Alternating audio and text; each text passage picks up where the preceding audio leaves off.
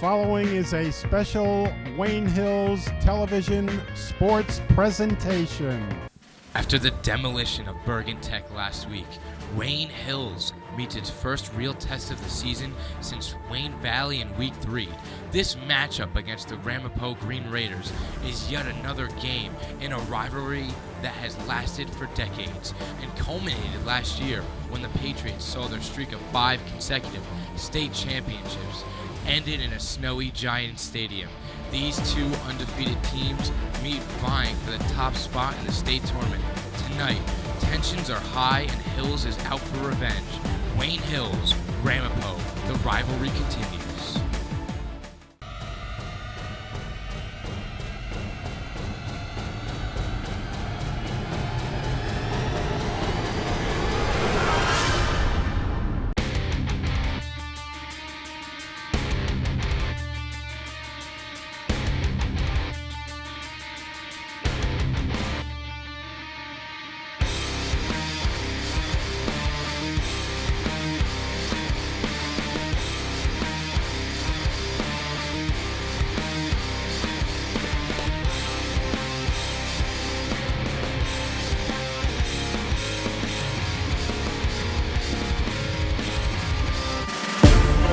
Hello and welcome to Ramapo High School for today's marquee high school football matchup between two undefeateds, the Wayne Hills Patriots and the Ramapo Green Raiders. I'm Jon Vittas here with Anthony Scudillo and Joe Rapp. Guys, this is the game we've all been waiting for. Both teams have made their way into this game undefeated at 7-0. We're here at Ramapo. MSG Varsity's broadcasting the game in HD, and there's been so much trash talking, and of course it's a very rich rivalry that goes way back with tons of state championship matchups and of course plenty of regular season games to boot.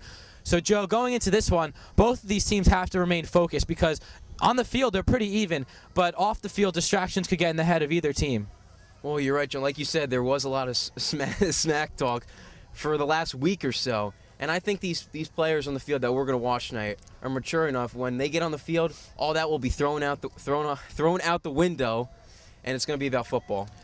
And between the white lines, we know it's going to be a great game tonight. Both teams are very similar, both on offense and defense. They've both dominated all their opponents they've played this year. It's going to come down to execution. We know that. So, Anthony, what does Wayne Hills need to do to execute and come away with the win? Well, John, they need to establish the run game. And if Brian Dowling has a game unlike what he had last year against Ramapo, I think they're going to come out very successful tonight. I mean, he's been the key player this year. He almost has already 1,000 yards. So, he's had a great season. He just needs to continue that tonight. Joe?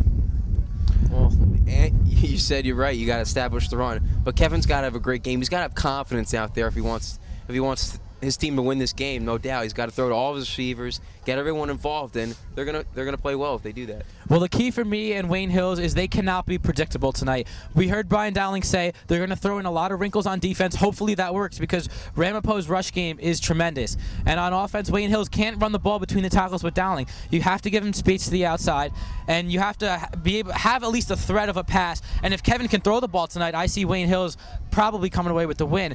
So who do you think individually, one guy that needs to step up for Wayne Hills? Well, I think it's going to be Russ Pekarsky. He had his own article in the newspaper this week in the Bergen Record just saying how important he is to the team. Now, he told me earlier today that he's going to be blitzing from the outside linebacker position a lot. So if he can get to the quarterback and disrupt the Ramapo offense, I think Wayne Hills' defense is going to be fantastic tonight. Well, Ramapo is going to be focused on Brian Dowling the entire night. But I really don't think Coach Olson trusts Kevin right now in this point of the season to throw the ball. So they're going to keep it on the ground. But since Ramapo is going to be on Brian the whole time, I'm going to give my key players to be James Holcomb. He's got to come up big, going to get those big, tough yards, and maybe have a couple scores. Well, Joe, you mentioned that you don't think Coach Olson has confidence in his son to throw the ball down the field. But if Wayne Hills wants to win this game tonight, they're going to have to do just that because Brian Dowling is great, but his blocking can only hold up so much against a great defense like Ramapo. Kevin needs to complete passes tonight, and if he doesn't do that, there's no way they can win this football game. So to me, my key player is Kevin Olson. He has to keep his eyes down the field, avoid the pass rush, and stay cool and composed in what's a very chilly night. So guys, considering the conditions and the hype and everyone that's going to be here, I'm sure Ramapo is going to sell the place out. I mean, we're here an hour before the game, and there's already tons of people. Make your final predictions for this one. Who's going to win it and why? Well, John, I think it's going to be Wayne Hills. They're out for revenge. I mean, they're coming out hungry. Last year, a lot of the seniors, left this Patriot team angry, losing in the state championship, ending the streak. So many things happened to that senior class last year that this senior class knows what it means to be in this type of position. I think they're going to come out 24-14. Now, some people might say, oh, this Ramapo defense is fantastic, but this Wayne Hills offense is the best we've seen in years. Not only in the running back position, but Kevin Olson has matured over the last few weeks, and we've seen him being able to throw the ball deep down the field, even on the run. So Wayne Hills is going to put up some points tonight. Well, I think both defenses are fantastic for both teams, so I think it's going to be a low-scoring affair, 14-10 Wayne Hills. I got to go agree with both you guys. I'm going to go with 17-10 Wayne Hills. I think it's going to come down to defenses, but like Anthony said, this is one of the best defenses Wayne Hills has ever had. And Ramapo is primarily a rushing team, and Wayne Hills shuts down just about every big running back they have to go up against. Remember Kamal Hogan last year? And just about every big running back that people talk about going into a game, Wayne Hills completely shuts them down. Greg Leneve, Wayne Valley, nothing.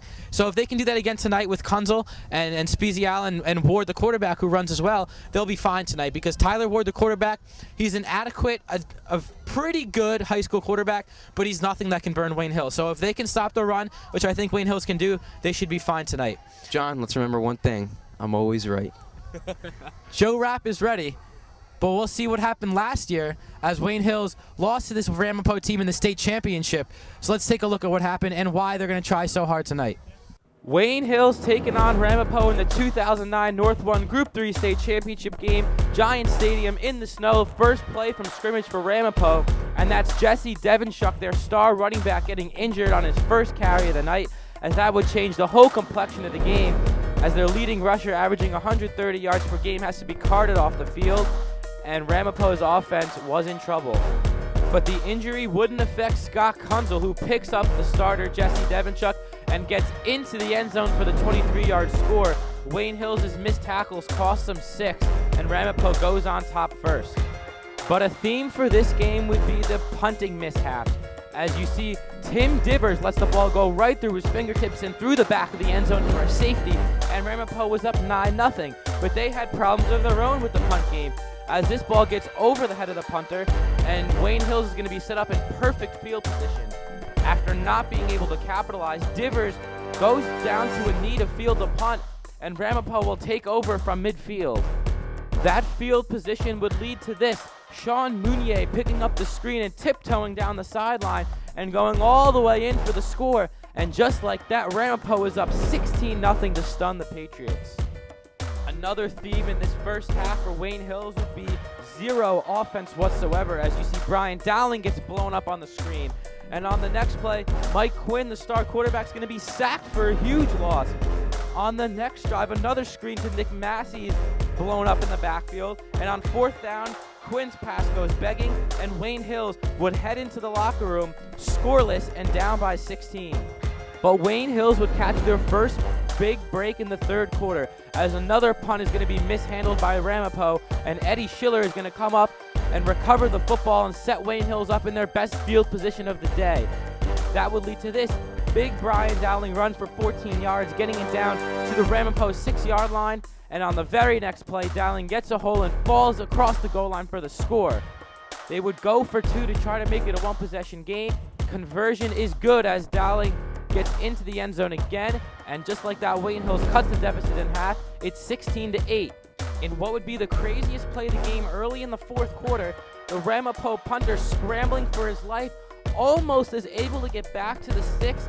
They would measure on the play, and he would be just short, setting up Wayne Hills with good field position. But on fourth down, Mike Quinn scrambling, and he's going to be tackled short of the first down marker, and Wayne Hills would turn it over on downs.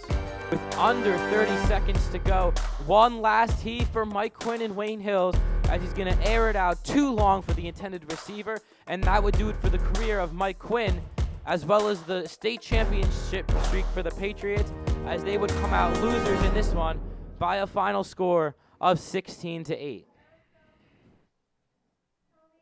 Well, that was certainly a heartbreaking loss for Wayne Hills last season, and that loss is weighing heavily in their minds tonight as they go up to try to avenge that loss. So let's hear what Coach Olson has to say to his boys in the locker room. It's not about banging the lockers now. It's screaming. It's about going out and playing Wayne Hills football. playing hard, okay? Playing hard and playing for each other. All we need is your best. We're not asking to play more than you got. We just need everyone to play their best now. That's all. We're not saying, guys, we need you to play above your best. No, play your best. We're good enough to win. We're a better team. Play your best. That's all. Play your best. Worry about us. Worry about what we're doing, how we're doing it, and we'll be fine. Let's go.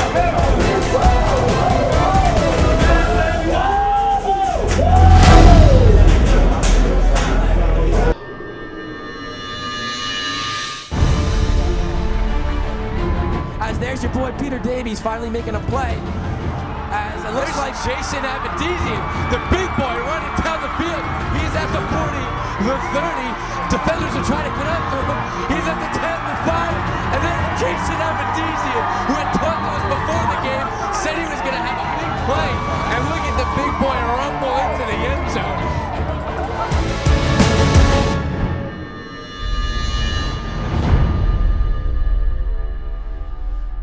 Hello and welcome back to Ramapo High School for this matchup between Wayne Hills and Ramapo, two undefeated teams coming in at 7-0. Anthony and Joe, it's a heavyweight battle tonight, as we just heard the opening lineups as well as the national anthem, and these teams are ready to go. The matchup we've been waiting for months is finally here. I know you guys are excited. I'm excited. These fans are fired up.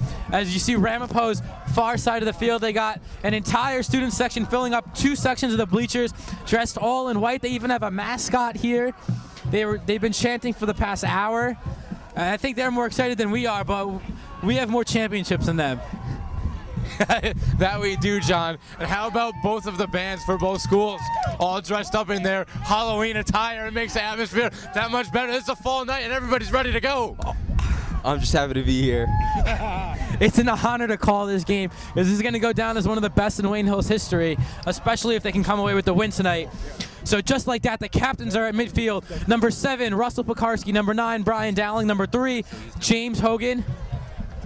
And number 5, Eugene Lowe are out there to flip the coin with Ramapo's captains. Like I said, both teams coming in at 7-0. Ramapo beat Teaneck, West Milford, at Pascagoula Valley, Ridgewood, in St. Joe's. That was the big one. They won by 7 in Montvale. And then they had a close call the following week, 2 weeks ago, here at Ramapo, where they escaped Wayne Valley in overtime by a score of 10-7. And then most recently last week at Passaic Valley, they had a 21-0 win. Wayne Hills, a very similar dominant streak. Both of these teams, their two closest games this year were against Wayne Valley. Wayne Hills only winning 21-16. We know what happened in that game. But other than that, it's been all bloodbaths for Wayne Hills as well. 34-0 against Hackensack, 52-0 against Eastside, 55-6 against Teaneck, 42-17 against Paramus, 28-0 against Ridgewood, and 57-0 last week at home against Bergen Tech.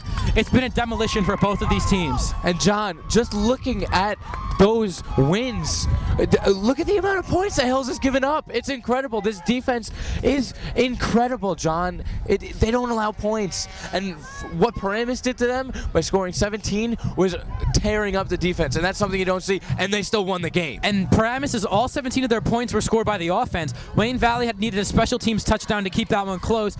So really, Wayne Hills' defense has given up around 20 points the whole season in 7 games. You guys don't understand, though. Those games don't matter right now. What matters here is here at Ramapo, right here, okay? Right? You got something to say, Anthony? John, I mean, like we said in the pregame, the smack talk, not only on Facebook, where there was, some things said between the teams and just opposing fans, but I mean, even, there was probably some things said just in the handshake before the game and the coin flip.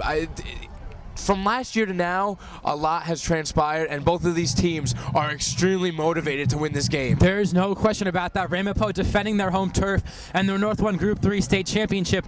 Wayne Hill is trying to get themselves back at the top of the map to try to really prove that they're the best team in North Jersey, like they were for around 5 years in a row. Last year, of course, their streak of wins as well as state championships was broken by this very same Ramapo team. So revenge is certainly a theme that's going to go down in tonight's game. And it looks like Wayne Hills is going to have the ball first here in the first quarter. But we expect to see a lot of Brian Dowling tonight. This is really his night to shine. Brian's been in big games before. He's had impacts on big games before. But for the first time tonight, he's the lone star for both teams. Ramapo goes with more of a balanced attack, but for Wayne Hills, it's pretty much all Brian Dowling. They're going to probably look at a lot of the film against Wayne Valley, and Valley's defense was able to shut him down until the kickoff that he returned for a touchdown, which really sparked the Wayne Hills offense. But that's what they're going to do. They're going to have to try to stop Brian Dowling. And if they're able to, guys like Troy Zaffino, Dom Santoro, Peter Davies, and James Hogan will have to step on the offensive side of the ball. Well, David Bonagora is going to kick it off for the Green Raiders. He has 9 touchbacks already on the year. So, guys, Mike Drees isn't the only kicker that can boot it into the end zone tonight. Bonagora has 9 touchbacks of his own. But, of course, with the cold conditions and a strong wind, that's certainly going to play a role in the kicking game. But, guys, it's been a year since last year's state championship. All the hype to this game is now irrelevant because it's time to play some football. Bonagora is going to tee it up from the left hash at his own 40. Dowling and Drees back to return the kick. Bonagora's kick will be fielded by Brian Dowling at the 7. He goes up the middle at the 20, to the outside at the 30. There he goes at the 35-40, across the 45, out to the 50-yard line. What a return from Brian Dowling on the very first play, and momentum goes right to the Patriots. But John, that's what you saw in Wayne Valley's game. Brian Dowling was able to take that one to the house, not able to here, but that's the explosiveness and the versatility that he brings to this team on the defensive side of the ball, on the offensive side of the ball, obviously, and in special teams. Well, he just got himself warm because that was a nice 45-yard scamper to midfield. And there's going to be a penalty on the play. So it's going to push the ball back. I don't think it'll be too far, as the illegal block was pretty far down the field. It's only going to cost Wayne Hills about 15 yards, which obviously is costly. Oh, maybe 20 yards or 25. Going to keep going, John. They're just going to keep walking it back. It's probably going to be from where the foul was committed. Well, that's a real bummer for Wayne Hills, but still, they got the juices flowing. They got those competitive juices flowing through their veins right now. So they're into this game as Kevin Olson jogs to the huddle in his first big game that he'll be a part of. First historic game. The Wayne Valley game was big, and maybe it's historic in the town of Wayne. You think they might surprise Ramapo here and start out with a pass? I think it's from where? Well, that would be a gutsy call from Coach Olson. But Wayne Hills in the I formation, Dowling the tailback, and there's going to be a flag. Could be a false start on the Patriots. There was movement on Ramapo's side, but that doesn't matter because they did not cross the line of scrimmage. As we have a low vantage point here, it's hard to see that far side of the field.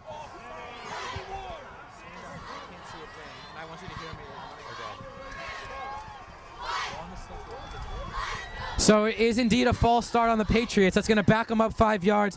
1st and 15 for Wayne Hills. All the way back at their own 19-yard line. That's a 31-yard difference. 2 receivers, 1 to each side. It's going to be a handoff to Dowling across the far sideline. He's got a hole at the 30, across the 35. That's a first down for Wayne Hills and Brian Dowling.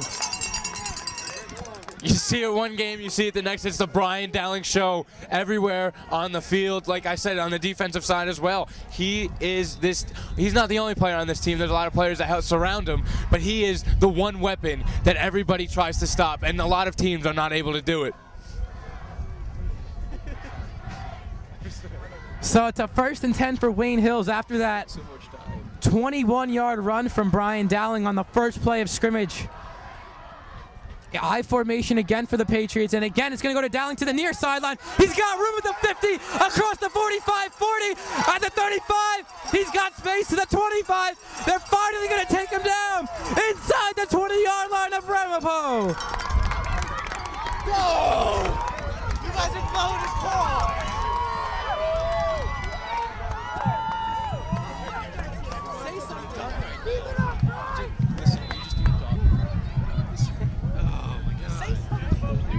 It's too late now. Joe, I hand you the mic. You're like, That's a 41-yard run from Dowling. 1st and 10 from the 19 in the red zone.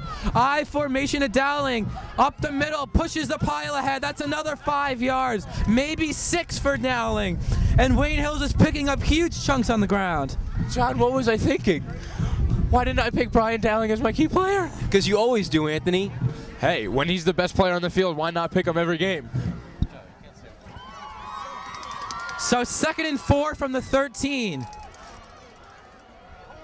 They're going to stick with an I formation, Dowling up the middle. Very close to the sticks. He might have a first down inside the 10. I believe he does at around the 9. And he does. First down for Wayne Hills. 1st and goal from inside the 9. Patriots are moving the football. John, I really wouldn't be surprised if they gave Brian the ball the rest of this drive. I mean, what a way to start off the game. Well, I don't expect to see them change very much. And if Ramapo doesn't pick things up soon, this could be over quick. It's a fumble. Olsen falls on it. Very alert. That could have been a lot of trouble for the Patriots. That could have stalled all momentum, but luckily Kevin has the awareness to fall on the ball. A loss of a couple yards there. So 2nd down for Wayne Hills. John, I know it's early, and Brian Dowling has been the only one to receive the ball thus far, but you know what this drive is establishing? My favorite play, the play action pass. So only a loss of 1 on the play. 2nd and goal from the 9. Wayne Hills dodging a huge bullet on the last play. They go in motion. That's Hogan. They're going to give the end around to James. He gets inside the 10, trying to turn the corner, can't do it. He's going to get a nice gain on the play, maybe about 3 yards, but it's going to be a huge pivotal 3rd and goal from the 6. This could be a big play right here for Ramapo. If they get a stop here and hold Wayne Hills to 3 points early, that's big, because Wayne Hills has all the momentum right now. Well, John, you saw there, Hogan just wasn't able to hit the corner quick enough to find a crease. If he had, there would have been space to go and almost guarantee the end zone. Well, this is a tricky call for Coach Olsen. You're 6 yards out. Certainly Dowling can pick that up, but it's a risky play to run the ball up the middle on 3rd and goal from the 6. But I wouldn't be surprised to see Wayne Hills do it with the young quarterback. And if you get a few yards, you can go for it on 4th. Well, John, you see who's in right now. Number 40, big tight end, Pete Davies. That's a big target in the end zone. And Dowling spread out wide to the left. Hogan was the fullback, and they're going to blow it dead. Timeout for Wayne Hills. So Coach Olsen not liking what he sees in the Ramapo defense. So, guys, I don't know about you, but to me, this game reminds me a lot of the Wayne Valley game last year, regular season game. The bleachers are identical. The atmosphere is just as electric as it was at Wayne Valley, if not more. And the same thing, Wayne Hills had a big drive the first day, got the ball first, big drive, marched it down the field, eventually scored. After that, there was no scoring. There's a good chance we could see that again tonight. Well, John, you are right. I mean, it's deja vu all over again, as Yogi Berra likes to put it. But one thing last year that didn't really happen, Brian Dowling really wasn't able to establish anything throughout the game. He was held, I believe, under 50 yards rushing, which is something you don't really see from Brian Dowling. No, he's a star player. But, you know, you're right, the atmosphere is the same. There's thousands of people here, more coming in at, you know, we're only like 5 minutes into the game, so they're going to keep piling in. You know, this is very similar. It's almost eerie, John. But there's a big difference between Wayne Valley and Ramapo right now. I mean, the Wayne Valley game is just for bragging rights and town supremacy. Right now, this is for home field throughout the playoffs, so it's got a lot of importance to it. I mean, both of you guys make great points, but the thing that stands out for me is the bleachers were exactly the same. We're at the same low vantage point we were at Wayne Valley, and Wayne Hills in their white jerseys again. 3rd and goal from the 6. Hogan in the backfield. Dowling again split out wide left, same formation. Olsen throws it over the middle, intercepted by Ramapo. They're coming back the other way and taken down at the 13. So Coach Olsen putting trust in his son, and the sophomore threw a pick, his 2nd of the season. Well, John, one thing we didn't get to really talk about in the pregame is the shuffling of the offensive line. They have taken Joe Lane and put him at nose tackle on the defensive side. Now he's going to play one way. Now Jason Avedisian steps in his role at left guard. That's something new for him.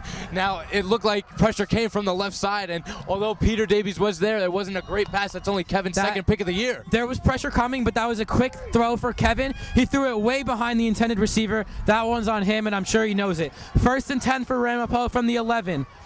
Ward under center, senior quarterback. He beat Wayne Hills last year.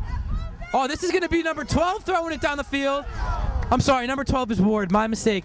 Ward went deep on the very first play, and the receiver couldn't bring it in, so 2nd and 10 for Ramapo. They went for the big shot on first down. Well, that was almost a nice pass to the safety, Mike Drees. Way overthrown there from Ward. It's interesting, though, to see that they opened the game up with the pass. They are a running football team. They have 3-star running backs. One went down during the Wayne Valley game, tearing his ACL. Yes, Jack Bandazian was the star for this Ramapo team, and similar to Jesse Devinchuk last year, he was injured after the Wayne Valley game and was out for the season. So Bandazian will not be in uniform tonight. It's going to be a run up the middle, probably to Kunzel, who gets 4 yards on the play. It's going to be 3rd and 6 for Ramapo. Scott Kunzel, the senior running back, number 26, picked up the loss of Bandazian in the last game.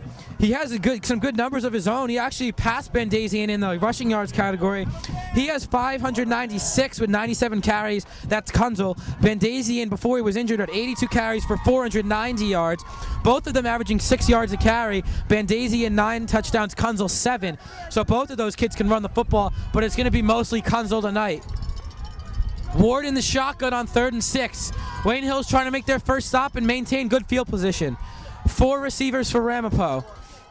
Hills fakes a blitz. Ward with time to throw, rolls to his right, under pressure now, throws it deep out of bounds. Wayne Hills gets a 3-and-out on their first offensive possession, and they'll have good field position. Guys, when you put pressure on the quarterback, the quarterback's going to rush some throws, and that's what Tyler Ward did right there, and a nice 3-and-out.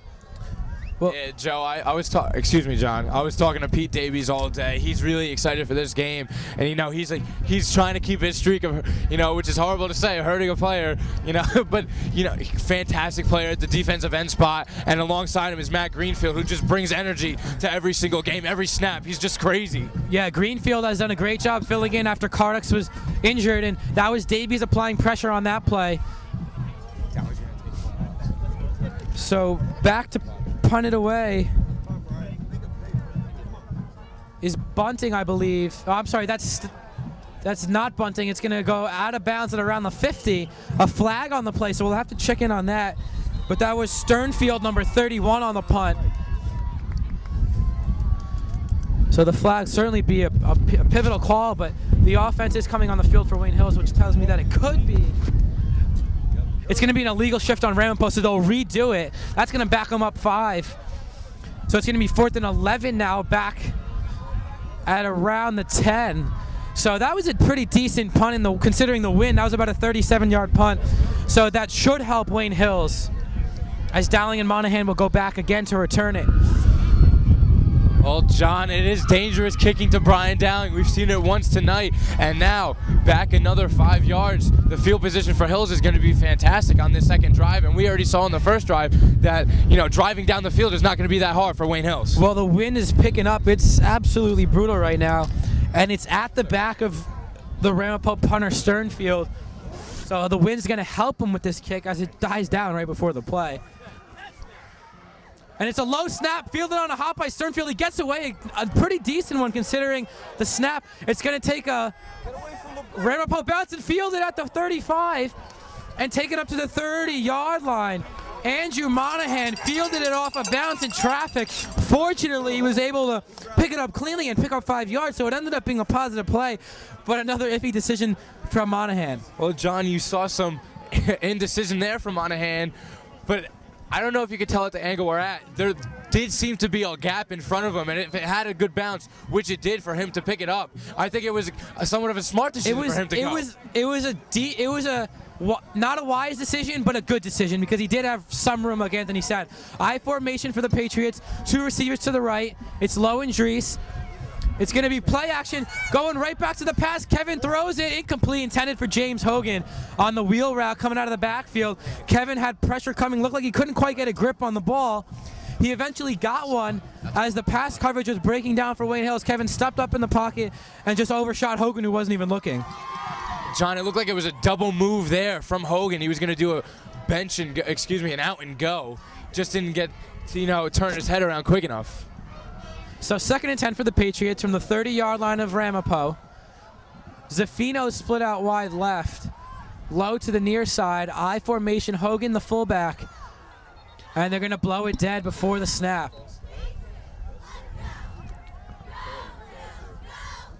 This would be the third penalty against Wayne Hills. And it is a false start on the Patriots.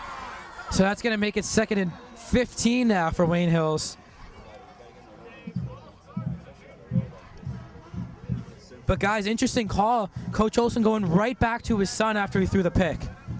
Well, that's having confidence, John. And if he didn't have confidence in his son, he wouldn't be the starting quarterback right now. You'd have either Andrew Monahan, James Hogan in there at the quarterback position. And Ant, they went right back to your best friend, the play-action pass, and that's a good call because I'm sure Ramapo was expecting Dowling to get the ball. But he does get the ball this time, bounces to the outside. Look at that speed across the 30, 25-20, and knocked it out of bounds after picking up another Wayne Hills first down.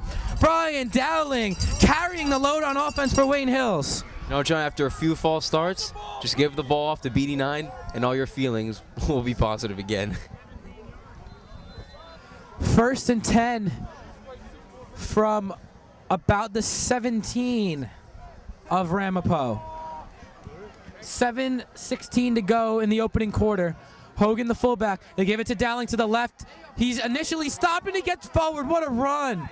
That's another 8 or 9 yards for Dowling. He was stopped at the line, broke the tackle, and fell forward for 8 yards.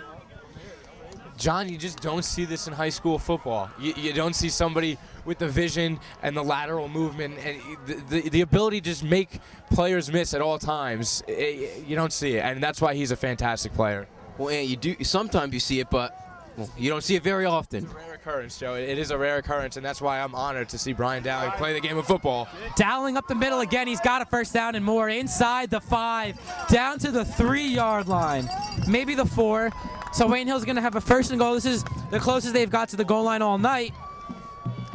Any chance we see Kevin throw the ball again inside the 5? Not on the first 3 downs, John. Well, low If they're going on 4th down, I don't think he's going to throw it either. So. If anything, I'd expect it on maybe 3rd down, knowing he's got another play in his pocket. So Eugene Lowe checks back into the game. Hogan continuing to be the fullback. Pekarski sets up a tight end. Lowe goes in motion. It's going to be a run to Dowling to the right. Has a hole toward the goal line, and he's in. Touchdown, Wayne Hills. Brian Dowling gets in for the 6th. And just like that, the Patriots strike first. Well, John, it's the Brian Dowling show, and it's going to be airing the rest of the night. He's not going to stop. We've seen that Ramapo's defense has not been able to stop him from getting to the outside, and even there, he cut it back to the inside and got the touchdown. Nobody has been able to stop Brian Dowling. Well, guys, I'll admit I was wrong. I thought Ramapo would contain Brian Dowling tonight, but I was wrong. Well, for the first time this season, by the way. We're only 6 minutes in, but right now they can't do anything to stop number 9. Mike Drees' extra point is no good. Missed it wide to the right. So just like that, Ramapo gets a glimmer of hope.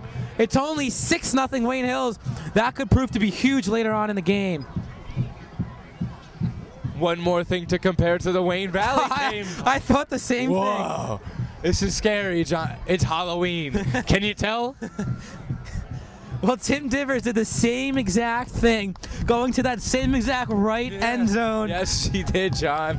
And that's something I don't like to think about often. Luckily, we won that game. Well, let's hope Drees doesn't miss 2 field goals in the 2nd quarter. But wow, we've been praising Dowling all night, but let's give some credit to his offensive line. They've done a great job tonight, anchored by Steve Ivkov, the center in the middle. The Avedisian brothers, Jason at right tackle and Justin at left guard. Actually, I think Jason's on right guard. Yeah, I think Jason's on the left side. Jake Shunky at left tackle. And I believe Joe Lane on the right side. Lane and Jason are on the right side. I don't know who's playing guard or tackle. We'll have to check that out.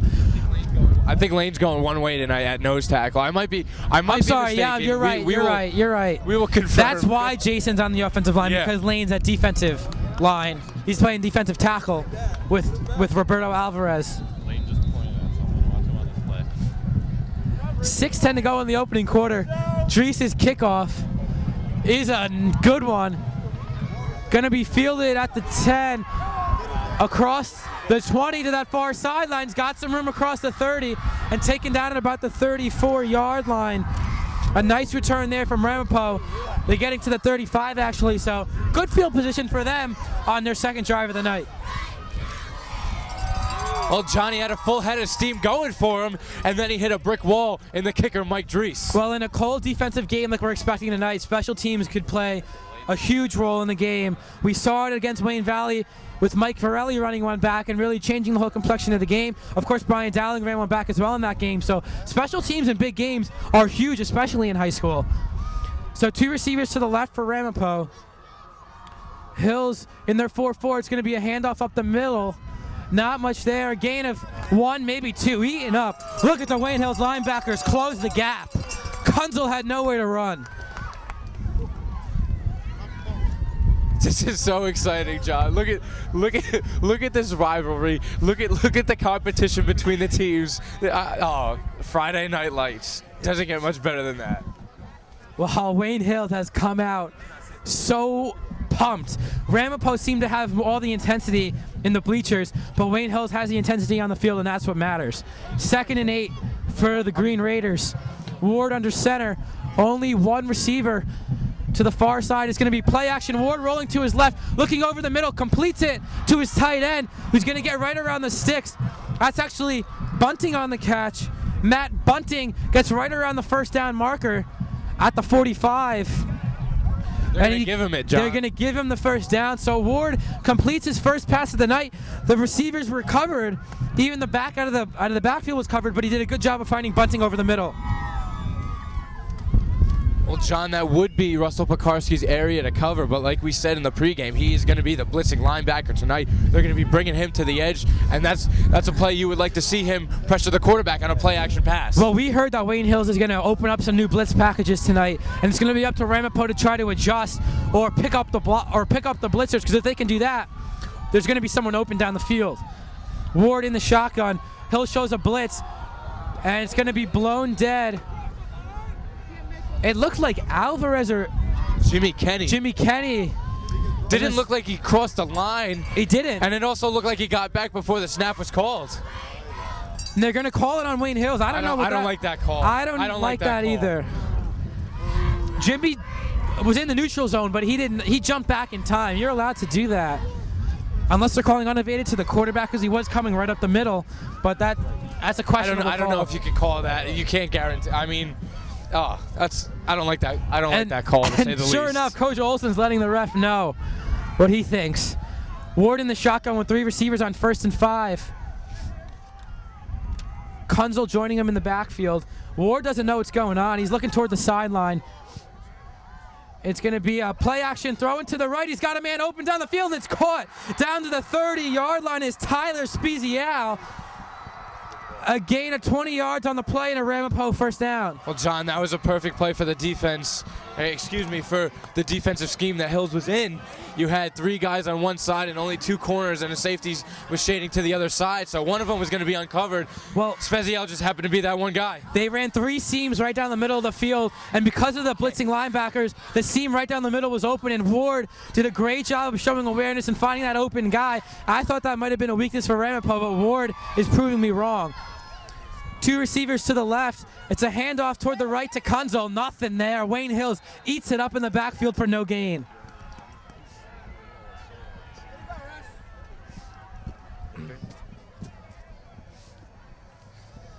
Hills' defense did a nice job pressuring there, getting the running back to the outside before, a bigger gain. They weren't able to hit a crease on the outside, or else that could have been a big run. Yeah, and early in the game, it looks like Ramapo was trying to establish the pass, and it seems to be working so far driving down the field. Well, not many high school quarterbacks can throw the ball down the field, and so far, Ward's looked good on his first 2 attempts. Spezial goes in motion. It's going to be a handoff up the middle to Kunzel. Again, nothing there. A gain of maybe 1 on the play. It's going to be 3rd and 9 for Ramapo. And this is a big 3rd down stand for Wayne Hills. If they could stop him here, they might have to force him to punt. Although the wind is going in the direction of the offense right now, we could see the kicker. Perhaps. We don't know how great this kicker is. Well, this kicker's good. He beat Wayne Valley in overtime, and I've seen him kick before, and he's got a good leg. But then again, so does Mike Drees. But also the kickoffs from Ramapo have been just as good. So the kicking game's really neutral tonight. So Ward in the shotgun. Expect a pass on 3rd and 8. 4 receivers, 3 to the left. Hills threatens with the blitz. They can't come. It's going to be a throw for Ward over the middle. Complete to Spezial. First down and more across the 20. Across the 10. Spin move Spezial. He's into the end zone. Touchdown Ramapo. And they tie things up at 6. Ward hits Spezial again, and he shakes and bakes into the end zone. We saw linebacker Russell Pekarski over the middle. He followed the one wide receiver that was doing a cross, and that opened the lane for Spezial. Well, Wayne Hills' blitzes are burning them right now because they have one-on-one coverage, and those last 2 plays to Spezial, no one covered them.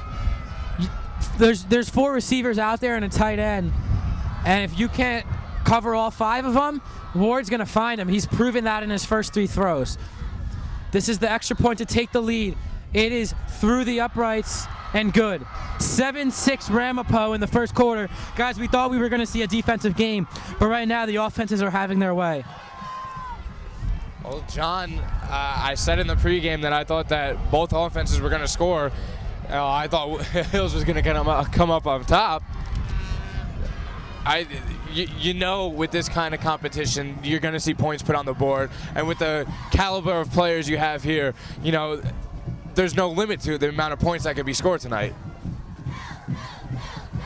What can you say? Both teams came to play today, came to play today, and they're all playing well right now. Well, after Wayne Hills got that initial 3 and out, we thought we were in business over here in Patriot Land because the defense did everything they needed to do, and Brian Dowling had his way. But right now, Ramapo comes right back, and we're back to even now. Actually, Ramapo's even up by 7-6 because of the missed extra point. So we should have a good one. It looks like Zaffino back with Dowling. I'm not sure. It's either Dries or Zaffino. I think it's Troy. It looks like Zaffino. So Troy Zaffino joins Dowling. 2:39 to go in the first quarter. 7-6 Ramapo.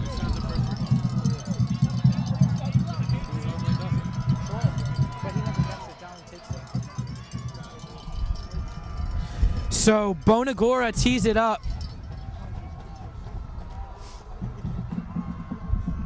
Again from that left hash. Interesting decision. I guess that's what he's most comfortable with.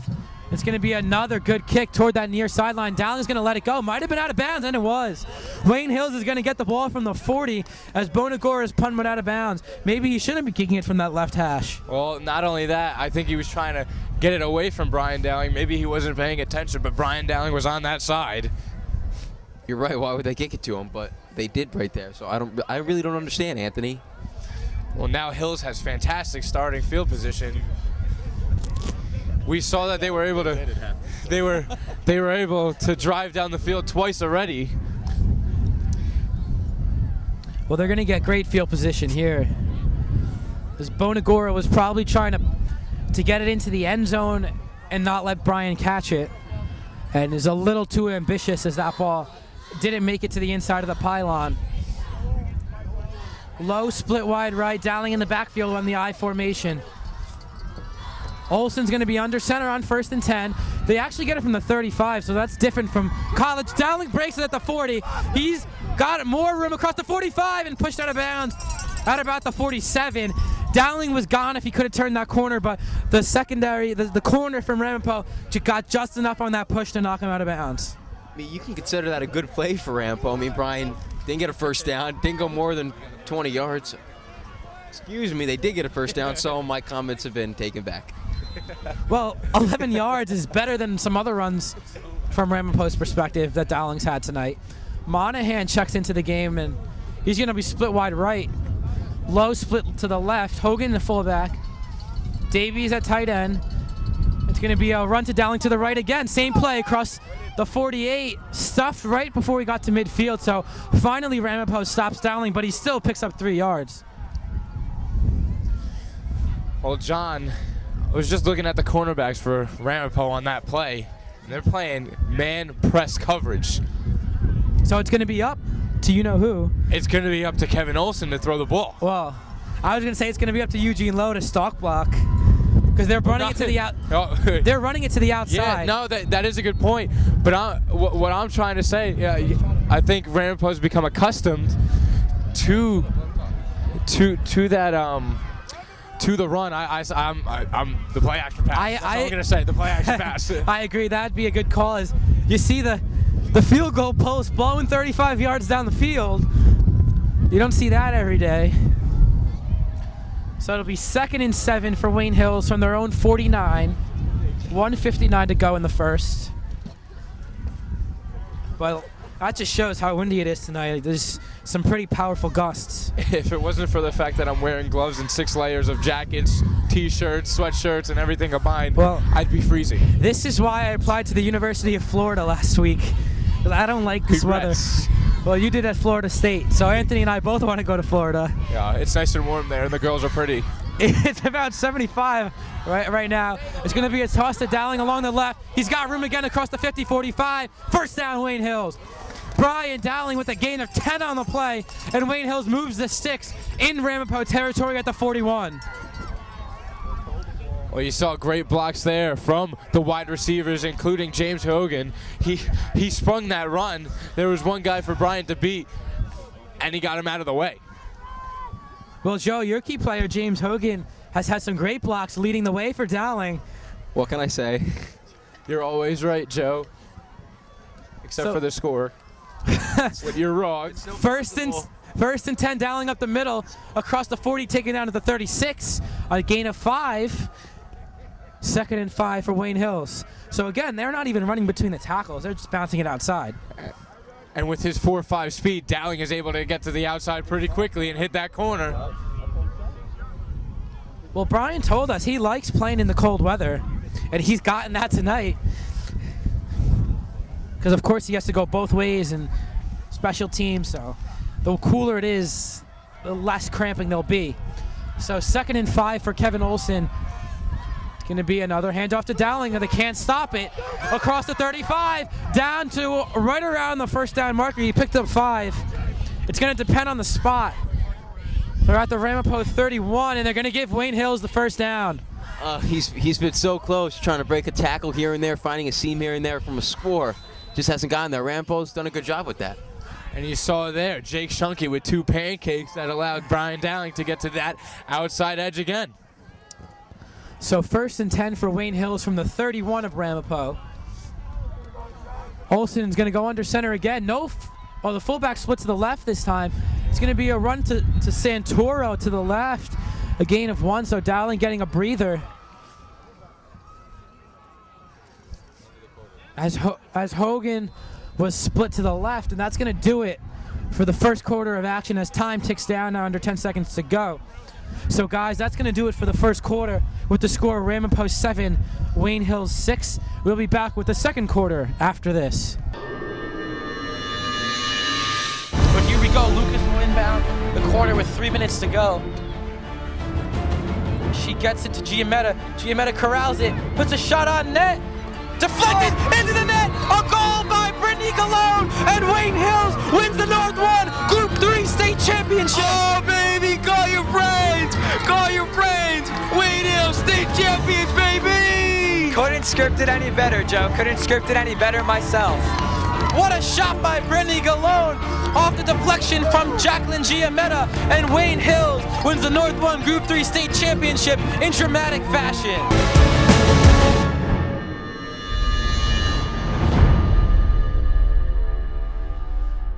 Welcome back to Ramapo High School for the second quarter of action, where the Ramapo Green Raiders lead Wayne Hills by a score of 7-6. Anthony, you mentioned it. Wayne Hills is down by 1, but it doesn't feel like it. Yeah, John, I think it's really the time of possession that's making this almost delusional feeling. They really haven't not had the ball the entire game. Yeah, well, it's awkward almost. Wayne Hills is dominating the time of possession battle. Is going to go to Dowling up again. Has a hole. He's across the 25, trying to get through. Can't do it. Brian gets to the 21, picks up about 10 on the play. If he could have just broke one more tackle, it was a touchdown. Easy. Yeah, he only had the cornerback to beat. Almost gave him the stiff arm to get him off, but he just caught onto the jersey at the end. He's this is really something special we're watching tonight. This performance, although he only has 1 touchdown so far, I honestly see maybe 2 or 3 more coming. 3rd and inches for Wayne Hills. Oh, he's gonna have the 300 yards. Ramapo, I'm sure, will stack the box here. They know darn well where it's going to go. And Dowling falls forward. I think he has enough for it. It looks like he does. Yes, he does. 2-yard gain for Brian Dowling and a Wayne Hills first down. Well, that's the shortest one of the night for him. Well, it was just as effective. Move the chains. Into the red zone, too, at the 19. I'm waiting for the play-action pass. I know Kevin has not been the most accurate quarterback tonight. We've seen only his second pick of the season so far, but the play-action pass could work. Well, keep waiting because I really don't think it's going to happen, Anthony. 1st and 10 from the 20. Dowling dots the I, flag flies. I don't know what that could be. I didn't see any movement. False start on Wayne Hills. That's their 4th penalty of the half. John, that's the second call tonight where I haven't seen anything. Absolutely nothing. They must be looking really close with the offensive line because no one saw that. I don't even think the coaches will be mad when watching films and see that penalty. That was... Is Balk Bob Davis in here? I don't know. What are they looking at? I don't know what happened. Like, they're finding the smallest flinch. So there's your play-action pass. It's a screen to Dowling. Here comes Wayne Valley again across the 30. Picks up a nice gain on the play. Right around the 6 is Dowling. A very nice call to go to the screen off Anthony's play-action pass. I really can't see where they're going to spot it. They're going to be short of the first down. No, they're going to be short by like 6 yards. Well, nevertheless, John, you got to give credit to Kevin Olson. He saw the pressure coming. He just knew he just had to dump a little short pass off to Brian, let Brian do the rest. And there was one guy out there to make the play, but Dowling just ran right past him. So it's going to be 3rd and 6 now for Wayne Hills from the 15. 2nd and 6, John. I'm sorry, I counted the penalty as a play. 2nd and 6 for Wayne Hills. Otherwise, I was about to say it's decision time. Mike Teresa's range or no from the 15. Handoff to Dowling up the middle. Not much there. Picks up a gain of a couple. That's one of the first runs we've seen from Dowling that's gone straight up the A-gap. Normally seeing him bounce it to the outside, and that's when he's been the most effective tonight. Yep. 3rd and 4. Well, we've seen great blocking from the tackles, Jake Shunke and Jason Avedisian, along with the tight ends, Peter Davies and Russ Pekarski. Is this 4-down territory? Yes. I think so, with the wind. Although he missed an extra point and there's wind. I think they gotta go for it. Dowling up the middle. This is going to be close, It's John. going to be very close. They marked it at the 9. First down for Wayne Hills. The official gives the signal. First and goal for the Patriots. They cannot stop number 9. And not many people can. He's a special player, and we've watched him, John, develop from freshman year. And when he had his moment sophomore year, he showed signs of supremacy. And he's only making them count tonight. I formation, they give it to him again. Ramapo stuffs it. Gain of 1. Down to the 7, maybe 2. 8:48 and counting. This game is flying by with all the running we've seen. And Ramapo has run maybe 7 plays on offense. Wayne Hills has got to be around 20 by now. Like I said, John, it doesn't feel like Wayne Hills is losing right now. The atmosphere isn't even upset. It almost seems like. I mean, the stands are still. The stands are on their feet. No, the fans are still on their feet. Just to keep warm. Yeah, they got to keep jumping around. It's a nice, cool breeze, as you would say in the summer, but it's freezing right now. Well, Wayne Hills is going to take their second time out, a la Wayne Valley last year. They used all 3 in the first half. You got to keep making the comparisons. They went to screens again in that game also, but like Anthony said, I mean, these long drives from Wayne Hills have really sucked all the air out of Ramapo's sidelines. I mean, their fans are standing, but it's really to keep warm and get a better view. They're not that excited because there's really nothing to be excited about. They had 3 very nice plays on their touchdown scoring drive, but outside of that, it's been Wayne Hills. Yeah, Jon Giardiello and myself were on the Ramapo sideline before the game, and the attire was all white. They planned for a whiteout, but I feel like they're going to be, very white because they're going to be cold at the end of this night. They weren't wearing too much coats over that. They're going to be freezing. And the slow-paced running game from Wayne Hills. That makes it even worse. Oh, yeah. They got to be freezing right now, and maybe that's why they're so quiet as their cat mascot tries to get them up. I don't know what that is. It's a Raider cat, John. I was going to call it a I'm not cougar. joking. It really is a Raider No, cat. I believe you because there's a cat on their logo, but they're the Raiders. I was going to say cougar, panther, tiger, I don't know. But my. the Raider cat's making them as loud as he can right now. So here we go. 2nd and goal for Wayne Hills from the Ramapo 7-yard line. Olsen under center. Handoff to Dowling to the right. Again, it's stopped. Snuffed out from Ramapo. Dowling picks up 2 more. Gets down to the 5. But a big 3rd down. Remember what happened last time on 3rd and goal from the 5. Depending on how close they get to the end zone on this one, I could see 4-down territory upcoming. Well, this is They're probably going to run it, although they are going with the win right now. A kick would be, at least put them on top. But we've already had one missed tonight by Mike Drees. Well, this is decision time, like you said, John. Olsen's going to throw it. He's looking toward that corner. He throws it up. It's going to be complete. Touchdown, Wayne Hills. What a hook up from Kevin Olsen to Troy Zaffino. And Wayne Hills takes the lead right back. I was going to say before that play, Kevin had to throw the ball sooner or later, and he did right there.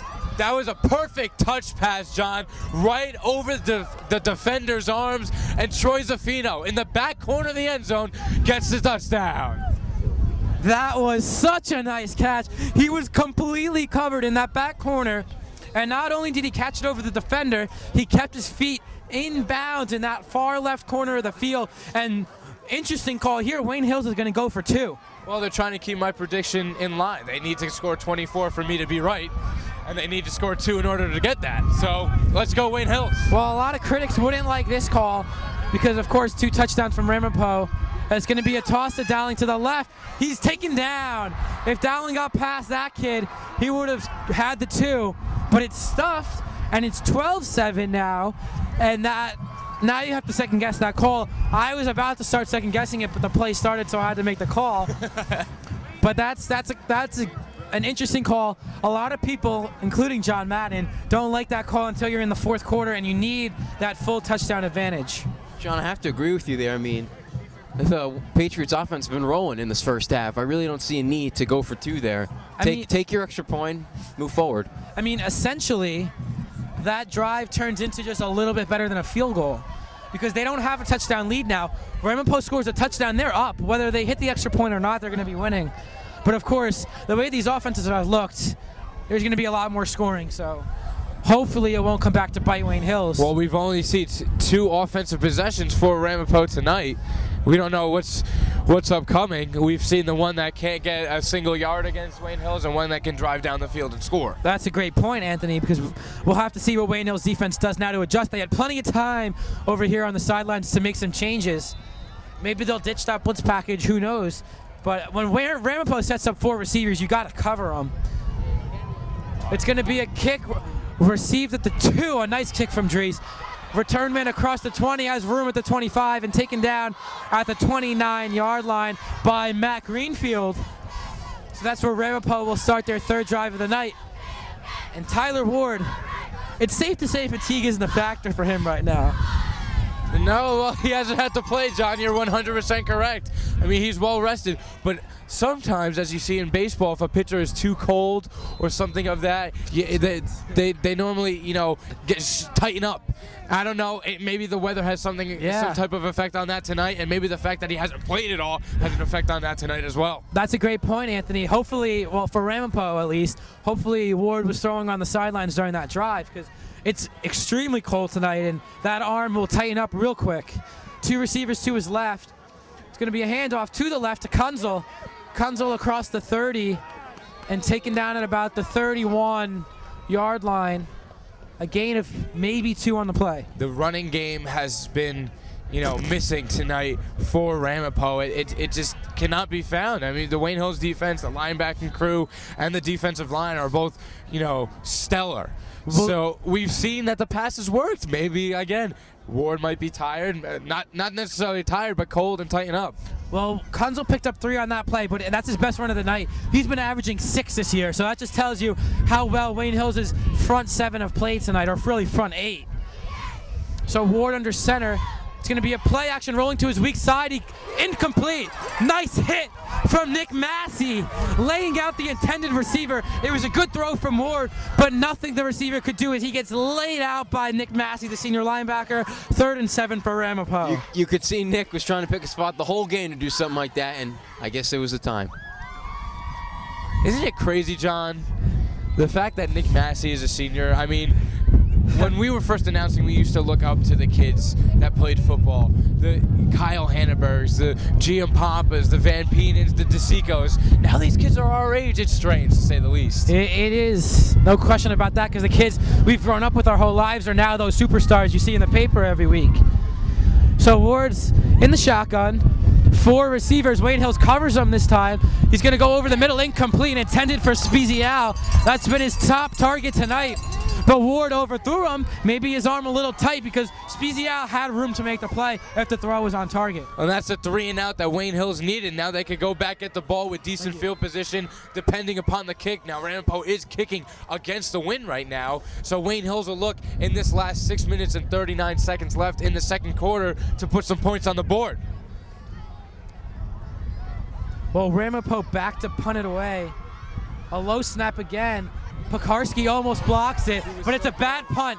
Takes a Ramapo bounce across the 50, but it's going to go out of bounds at the 45-yard line. That's just a 25-yard punt from Ramapo. So Wayne Hills again with great field position.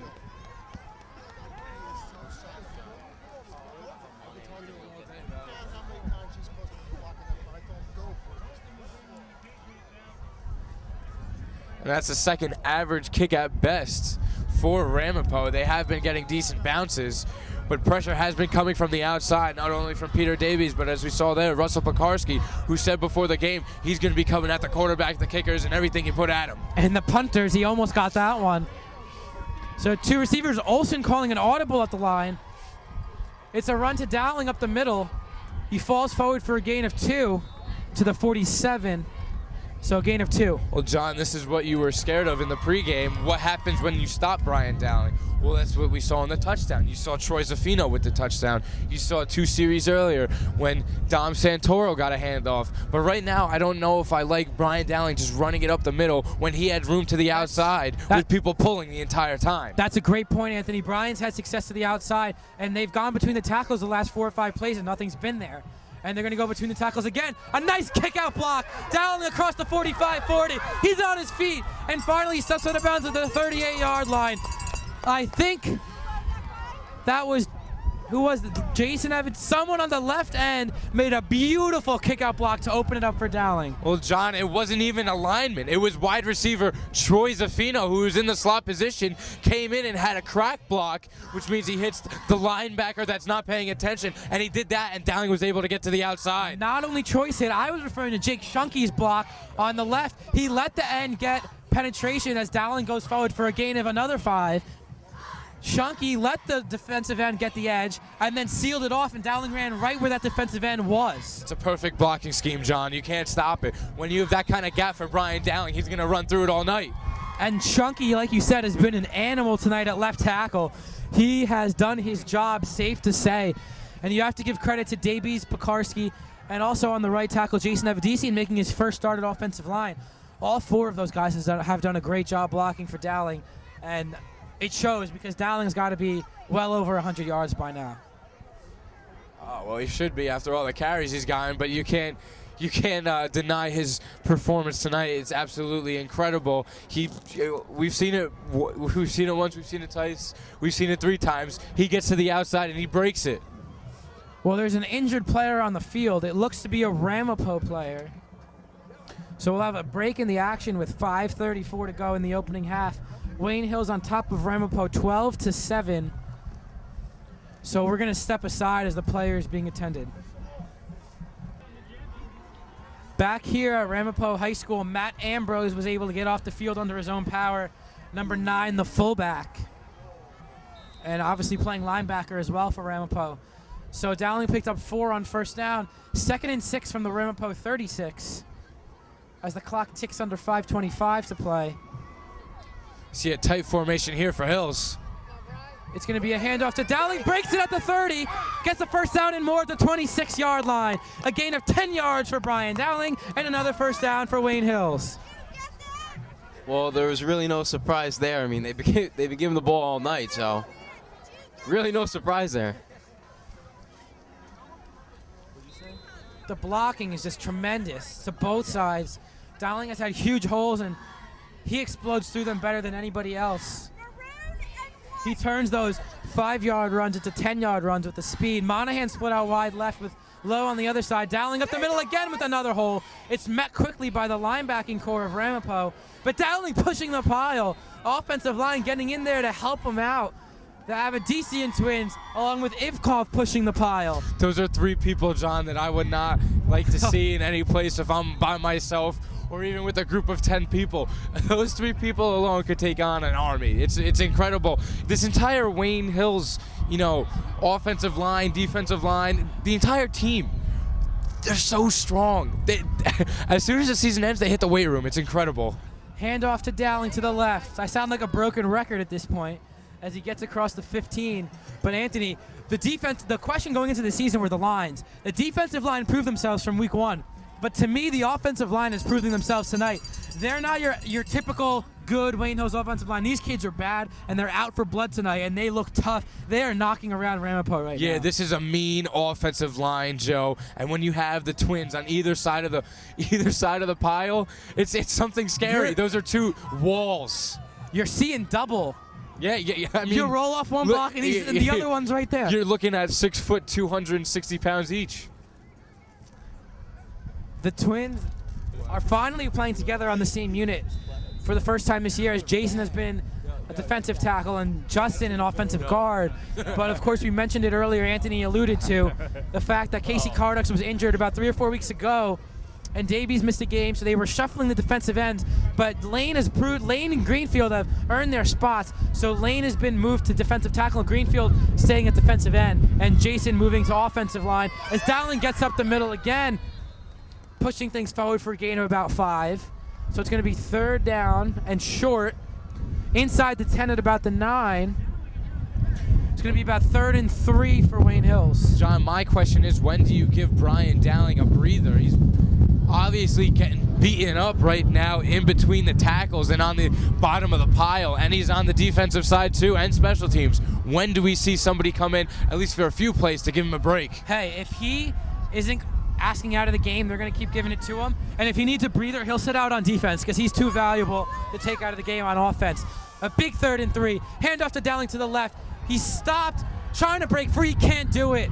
The first stop of the game from the Ramapo defense, and it's decision time for Coach Olson. 4th and goal from the 12. Do you kick the 29-yard field goal? And it looks like that's what they're going to do. He's made his choice quickly, and he's going with the win right now. So the confidence level has to be high for Coach Olson. And if he makes this kick, Mike Dries being, it will put Wayne Hills up 8 points with only 2 minutes left to go in this second quarter.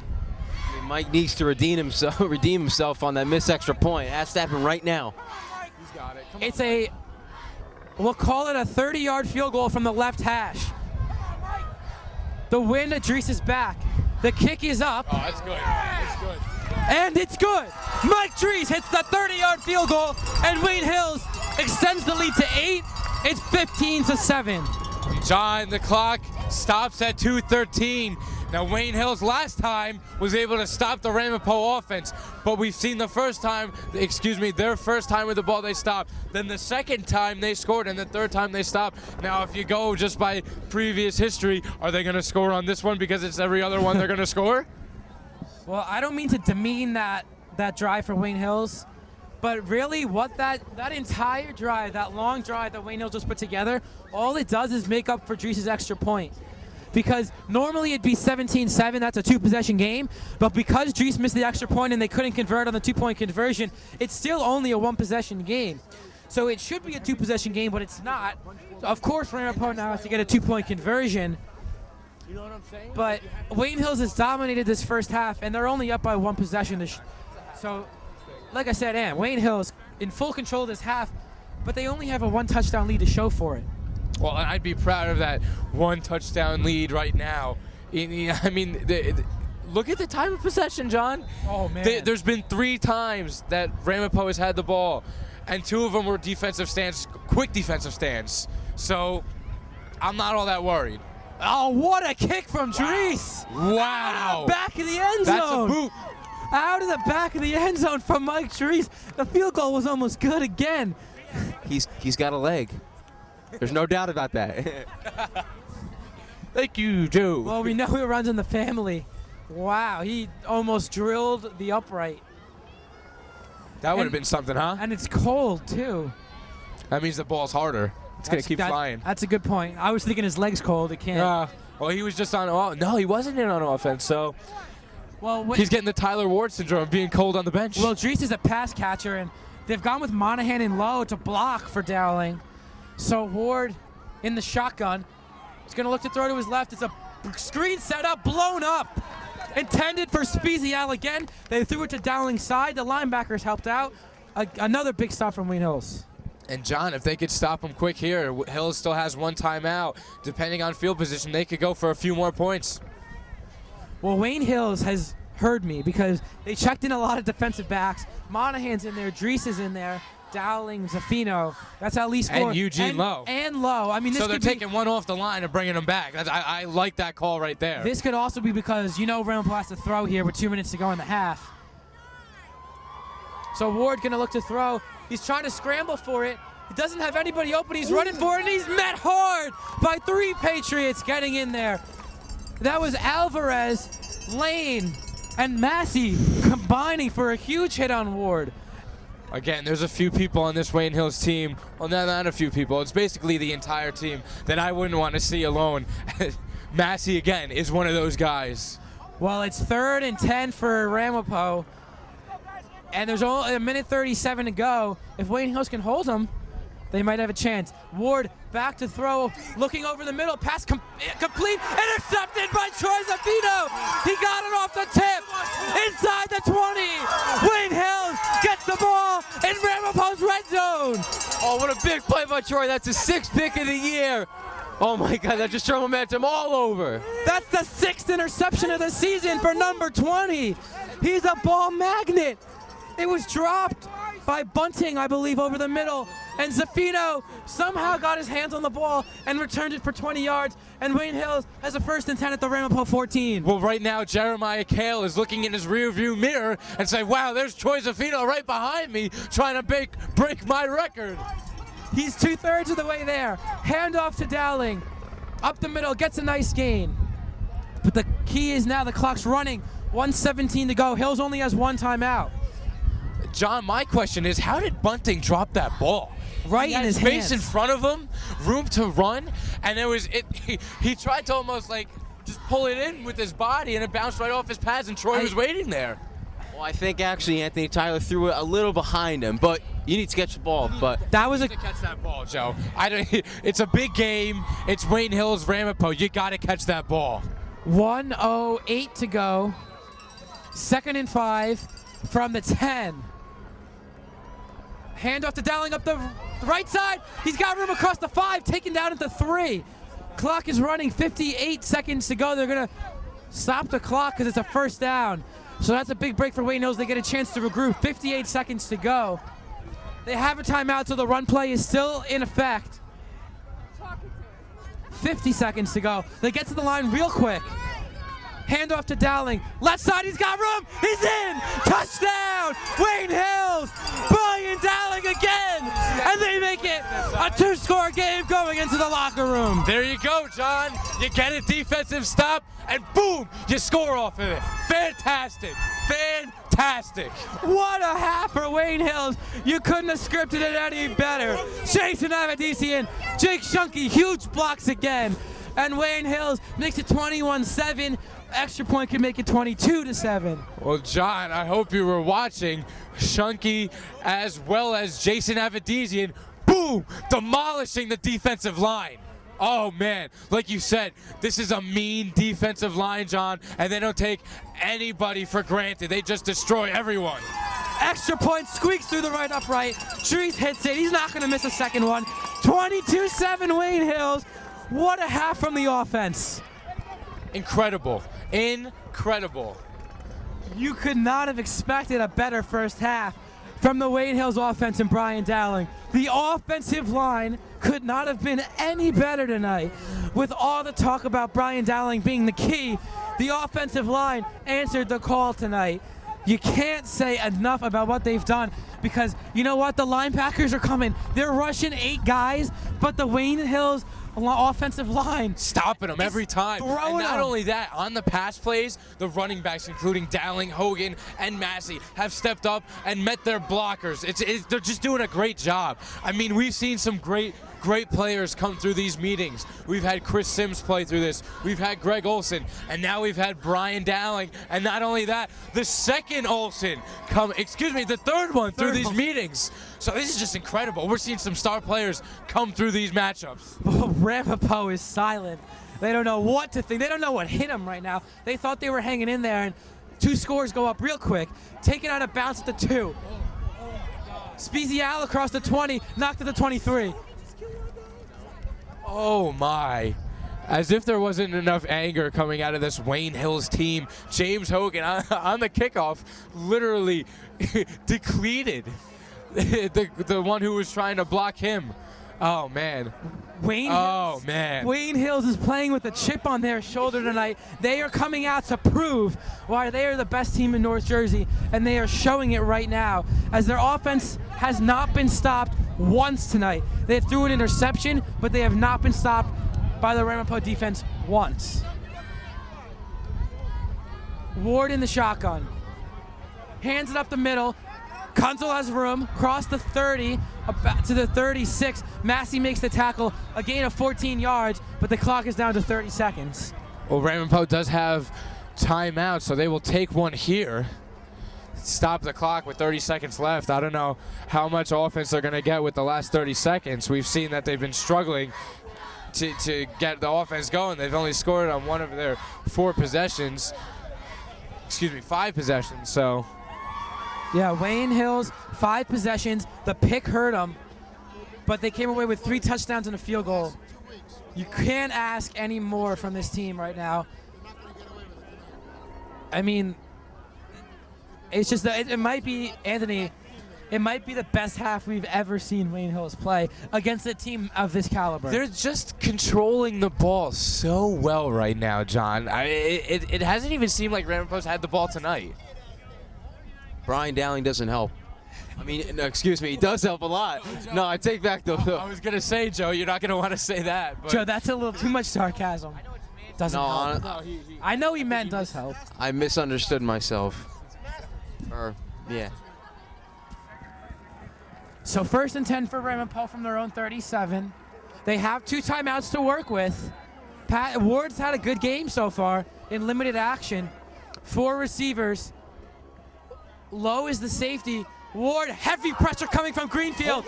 He escapes it. Davies can't get him. Greenfield, oh my goodness. That's a loss of 25. They pushed him back 25 yards. Not only that, John, right off the snap, Pete Davies was being held the whole time. You see him getting the crowd pumped up there. That's what you love to see. We said we've had some mean teams. This is one of the meanest I've seen in years. Oh, man. Greenfield, I think it was Lane. I don't even know. The whole way down. The whole D-line was there waiting to tackle him. Ward was somehow breaking free. Imagine how he felt watching all those 6-footers come right at him. I'm going to try to calculate how many yards he just lost.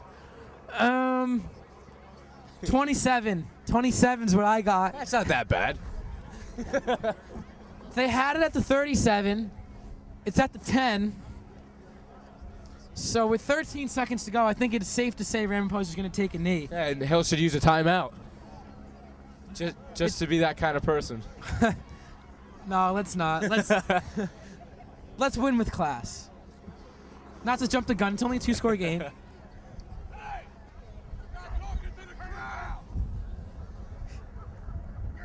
Let's go! Pick it up!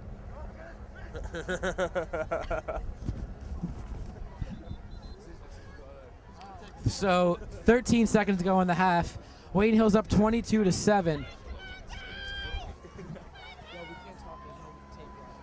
We're out of tape? do we do?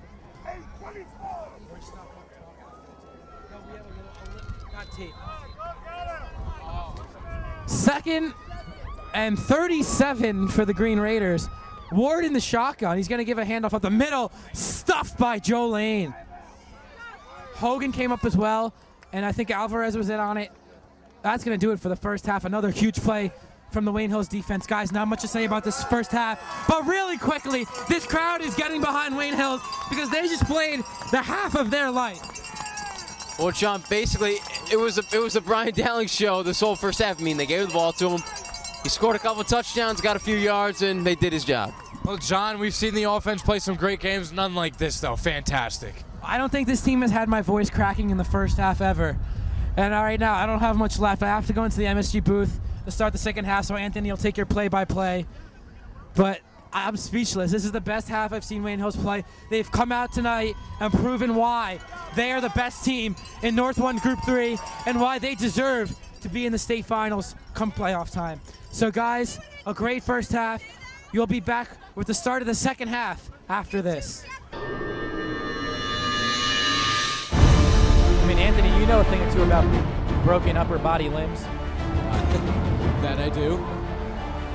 Kickoff taken by Dowling at the 30, breaks it at the 40, he's got room at the 50, there he goes, 40, 30, 25, 20. Let's go!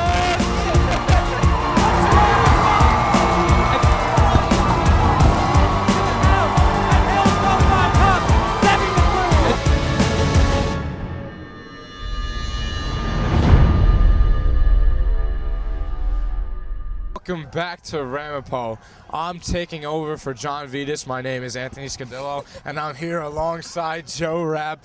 Joe, in the first half, we saw the Wayne Hills Patriots offense tear up this Ramapo defense. And this Ramapo defense that has been superb through this entire season, defeating a team that we lost to last year, St. Joe's, as well as our crosstown rival, Wayne Valley. Yeah, I mean, it really just has been the Patriots' offense. It's been Brian Dowling, no doubt. I mean, I think he probably has over 30 carries tonight for well over 150 yards. So it's really been all him tonight. And he came to play. I know, talking to him during school this week, he was pumped up to play in this game, and he showed it. Well, Joe, I'm almost ashamed to have, not picked Brian as my key player, but I do think Russell Pekarski is having a great game tonight. We said that he is going to be blitzing on this outside, and that's exactly what he's done. He's almost blocked a punt tonight, and he's forced the quarterback to throw some arid throws. We saw one that was off of bunting and into the hands of Troy Zaffino for an interception. So mistakes have happened for this Ramapo offense. That's the only turnover for tonight for them. Wayne Hills has one as well. Kevin Olson threw his second interception of the year.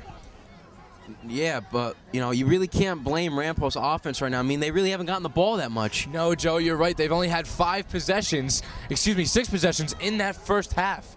So that's something you don't normally see from an offense. Wayne Hills really controlled the ball the entire first half. So Wayne Hills looks to keep going where they were going and headed into the end zone, as we saw Brian Dowling with 2 touchdowns as well as Troy Zaffino with another. I can't.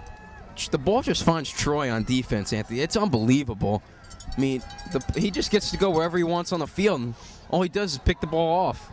6 this year. He is a ball hawk. We've seen some great cornerbacks come through this Wayne Hills Patriots defense. The last one being Jeremiah Kale, and Troy Zaffino looks to be right behind him in the interception total, and he's trying to catch up. There's only a few games left, including the state playoffs.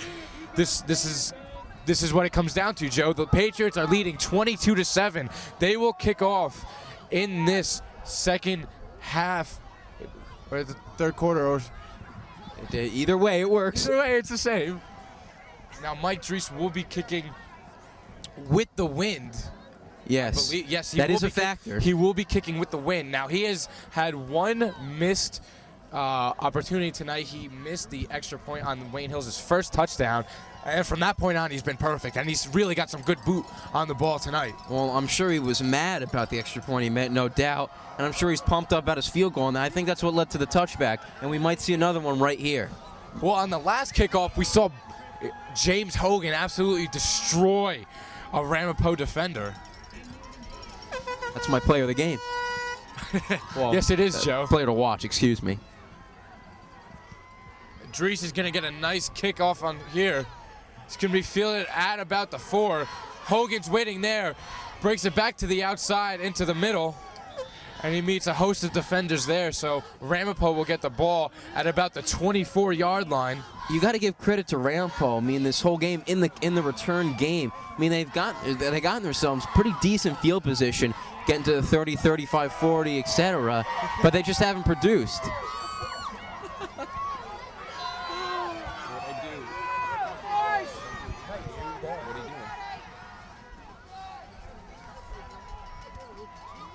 Ward will go under center here.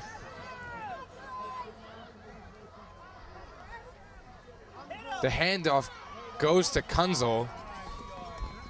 He gets about 5 or 6. It'll be second and about 5 coming up. And let me ask you a question. Let's get your opinion on this. All right. If you're a running back and you're in the backfield and you just look at the defensive line of Wayne Hills, what are you feeling right now? Oh, man. Joe, there's it's hard for me to explain the feelings that are going, throughout my body and my mind. I'm terrified. This Wayne Hills D-line, Pete Davies, Joe Lane, Roberto Alvarez, and Matt Greenfield. Ooh. It's intimidating, no doubt. Or you could do that. This one again. He bounces on the outside. He's got a few defenders to beat. Dries tries to strip the ball, not able to, and Hogan gets the tackle there at the 50. 20-yard gain. It looked like Wayne Hills was going to stop him right there, but did a little spin move, saw some space, and went to it and got himself 20 extra yards. Kunzel bounced it to the outside after the initial hit. It's their first big play in a long time. So it's 1st and 10 at the 48. Ward is under center. He's going to hand this one off to Kunzel again. Gets maybe 2 or 3 on the play, and then is brought down there. Now, Joe, we didn't really see much offensive production in the first half from Ramapo. We saw 1 touchdown. We saw a few drives stop, very quickly, 3 and out. So this progress right now coming out of halftime is something that Wayne Hills has to adjust to quickly. Absolutely. I mean, they were a little inconsistent in the first half to add on. I mean, they had 2 great drives there leading to a touchdown. And, they just got to come out strong right now. I mean, I'm sure their hopes have to be being down by 15 points, but I think they might come back and make it a game. So Ward is in the shotgun here. James Hogan is creeping off the line. This one's going to be blown dead. It's going to be a delay of game. That's the first we've seen tonight. Not something you normally even see in high school football, but a delay of game. That's going to be backed up 5 yards, and that initial gain that Kunzel had is wiped off the board. I mean, like you said, Ramapo's offense hasn't been impressive throughout this whole game. They can't afford to have these penalties that bring them back 5 or 10 yards. So it'll be 2nd and 13 here. Ward again in the shotgun. Twins right with Special and Bunting. He's going to go out for the pass. Looking for Bunting. That's the second one that's gone in and out of his hands. The first one was intercepted. Luckily, that one wasn't for Ramapo. Eugene Lowe was waiting to make the hit there, but Bunting couldn't hold on to that one. I mean, Tyler Ward's got to change his throws a little bit. He can't throw it right into his hands. He obviously can't catch it. I'm sure Bunting heard footsteps and got a little intimidated for a second, but you got to catch that ball. So here's 3rd and 13 here. A big big third down for this Wayne Hills defense. They're going to stop them here, prevent them from being anywhere near field goal range, and they'll have to punt. Hogan's bringing the blitz. He's going to come right up the middle. Beats one defender. Pete Davies is there, and he brings down Ward for the sack. Now, penalty flags came in after Davies had already brought him to the ground. Might see a holding call here. If it is, Wayne Hills is likely to decline it. It's going to be a face mask on Davies. From our angle, I couldn't see it. It looked like he had wrapped around the chest area and brought him down. They're going to call the face mask. Coach Olson doesn't like this one either. That'll give Ramapo the first down, and that keeps the drive going for them. I guess Peter saw meat right in front of him and said, all right, I'm going to bring this guy down in any means necessary, but Can't use face mask, Anthony. That's a flag in this game. Now, the referees are discussing it. It might only be a 5-yard penalty. We'll see whether they mark it off. There's 1, 2, 3, 4, and 5. They're going to stop there. So, as you remember, Joe, the NFL got rid of that rule a few years ago. There was a 15-yard face mask and a 5-yard. They haven't changed that in high school football yet. They're still both. You're going to see trips right here with Kunzel, Bunting, and Spezial on the near side. Ward in the shotgun. Ward throws this one over the middle of the Kunzel, and Andrew Monahan's there for the tackle. Nice job stopping him there because there wasn't many defenders behind him to stop Kunzel. They're going to get the first down and a gain of about 12, but a nice job there by Monahan getting the hit. Yeah, we got to give credit to Ramapo also. I mean, throughout this game, Anthony, I don't know if you agree with me or not. After the initial catch, they've had a lot of yards after the catch, and that they're doing a great job in that category. Get them first down, give them better field position. Well, Joe, you're right. After the catch, there has been a lot of open space for this Ramapo offense, but again, they haven't caught the ball every time, which is something you need to do in this kind of game. No doubt. This one's going to be a run to Kunzel out of the shotgun formation. He might lose one off of this or even get back to the line if he's lucky. You could see Ramapo's had a lot more success running outside and finding space outside beyond the hash marks. They just have no chance going up the gut.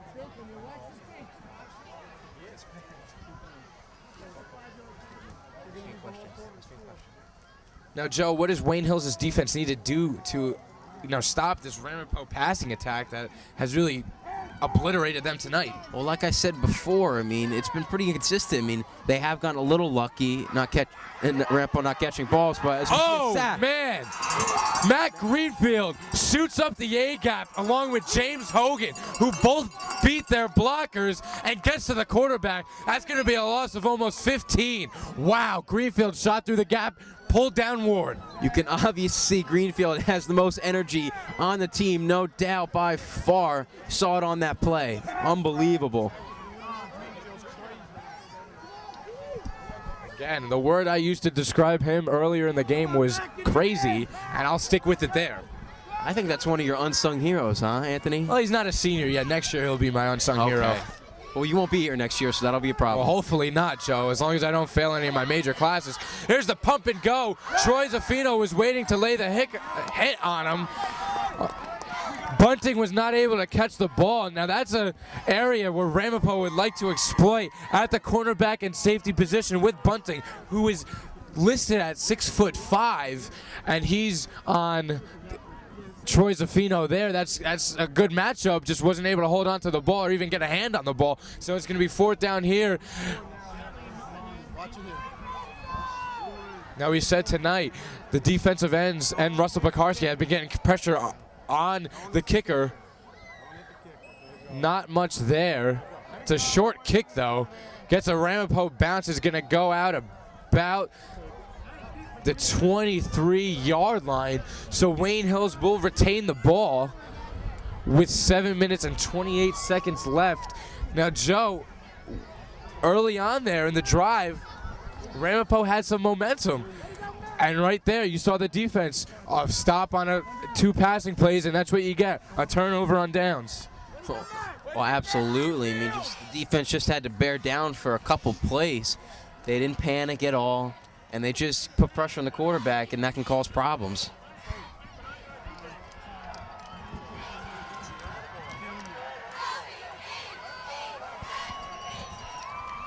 Dowling on the run there to the left for only a few yards.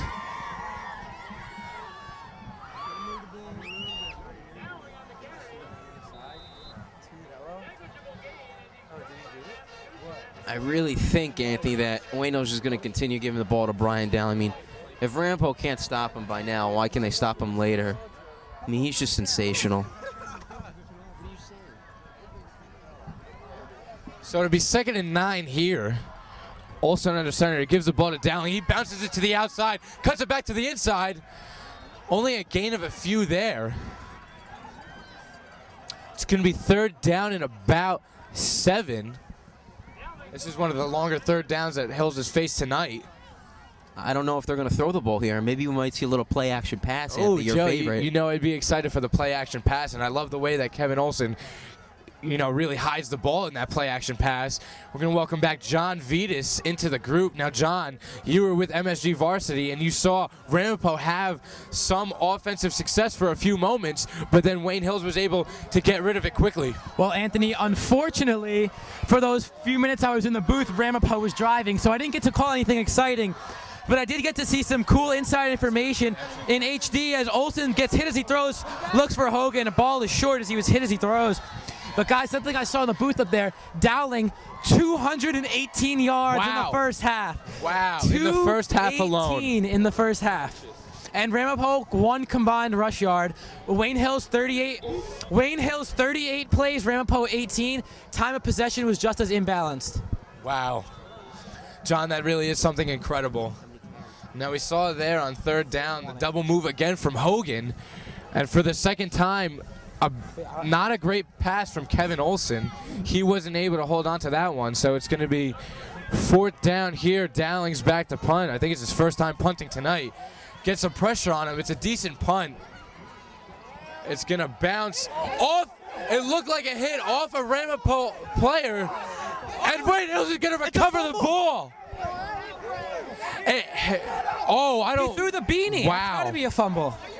I do not like that because it clearly bounced off the Ramapo return man. To be honest, Anthony, I don't think it bounced off the Ramapo guy. That's just my naked eye. It might have, but the thing to me is the ref threw the beanie. He did throw the possession beanie. That means it's a fumble automatically. You can't change your word on that. No, you can't. Interesting. He's going to pick it up here. John, go ahead. All right, well, with 5:47 to go here in the third quarter, Ramapo, with their second drive of the night, they had second drive of the half. Back to you guys. They had a very nice looking drive on the first possession of the second half. Back to you. Ward's under center, hands it up to Kensel up the middle, and he gets across the 45-50, and he's a gain of about 7 or 8. And guys, while I was in the booth, I was also informed it's not Kunzel, it's Kinsel, as in a Kensel, like a pencil. Oh, okay. That's what Jimmy Cavallo told me. Well, John, Kinsel, as you pronounce it. I think it's Kensel. Oh, Kensel, tomato, has been having a little more success in this second half. Now we're there's 5 minutes left. Hills is still up by a lot, but he's had much more success. That's movement. Yep. That's the first time we've actually seen a call on the offensive line for Ramapo. It only took us 3 quarters. It looked like the left guard there, but guys, one guy we didn't give credit to, who, looking at the replay in the MSG Varsity booth, gave the big kick-out block on Dowling's touchdown, was Mr. 52, Sam Schultz. There he is, our boy Iowa. Good friend of mine, and Mr. Giardiello's over there with the kick-out block. Well, I got to look at some of the replays in the MSG booth, and not only was Schultz's block key in that run, but Spezial had a very athletic play on that touchdown. Looking at the replay 2 or 3 times, great spin move, and he was able to hold his balance. Somehow kept his balance. That was a nice play by Spezial. Looked like a ballerina out there. 2nd and 8 for Ramapo. Ward play action, looking deep down the left sideline. It's covered. Dowling's there. He might have picked it. And they're going to rule it incomplete. Come on. I couldn't see much, but if it's anything like the Wayne Valley game, we know it hit the turf. Yeah. And our cameraman, Jon Giardiello, informed us it looked good from his angle. And he was zoomed in, so a little closer than we were. It did look good. It did look good. It looked like he got both hands under it, but it appeared in the Valley game that he got both hands under it as well. Well, not only a great play on the ball by Dowling, but great coverage. I mean, that guy was complete. You couldn't even see him from our angle because Dowling was right in front of him. So 3rd and 8 for Ward and the Green Raiders. A big play for them. 4:34 to go in the quarter. Spezial goes in motion. It's going to be a shovel pass to him, and it's eaten up. Nothing there. Why would you test the middle of that Wayne Hills defense? Just too strong. Well, John, now it's 4th and forever. 4th and 5. Yeah, that's forever against this Wayne Hills defense. Dowling's going to be the return man.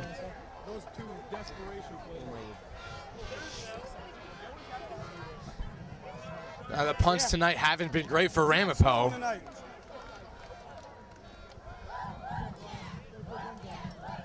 And it's been due to the pressure, really. And there's a bad snap there. And pressure on. Again, that was Roberto Alvarez got in on that one. It's going to bounce in favor of Ramapo inside the 20, down to the 14. Dowling let that one go. Might have been a better decision to fair catch that ball. Well, I think it was a good choice there. Although we have seen tonight every punt from Ramapo has taken a Ramapo bounce.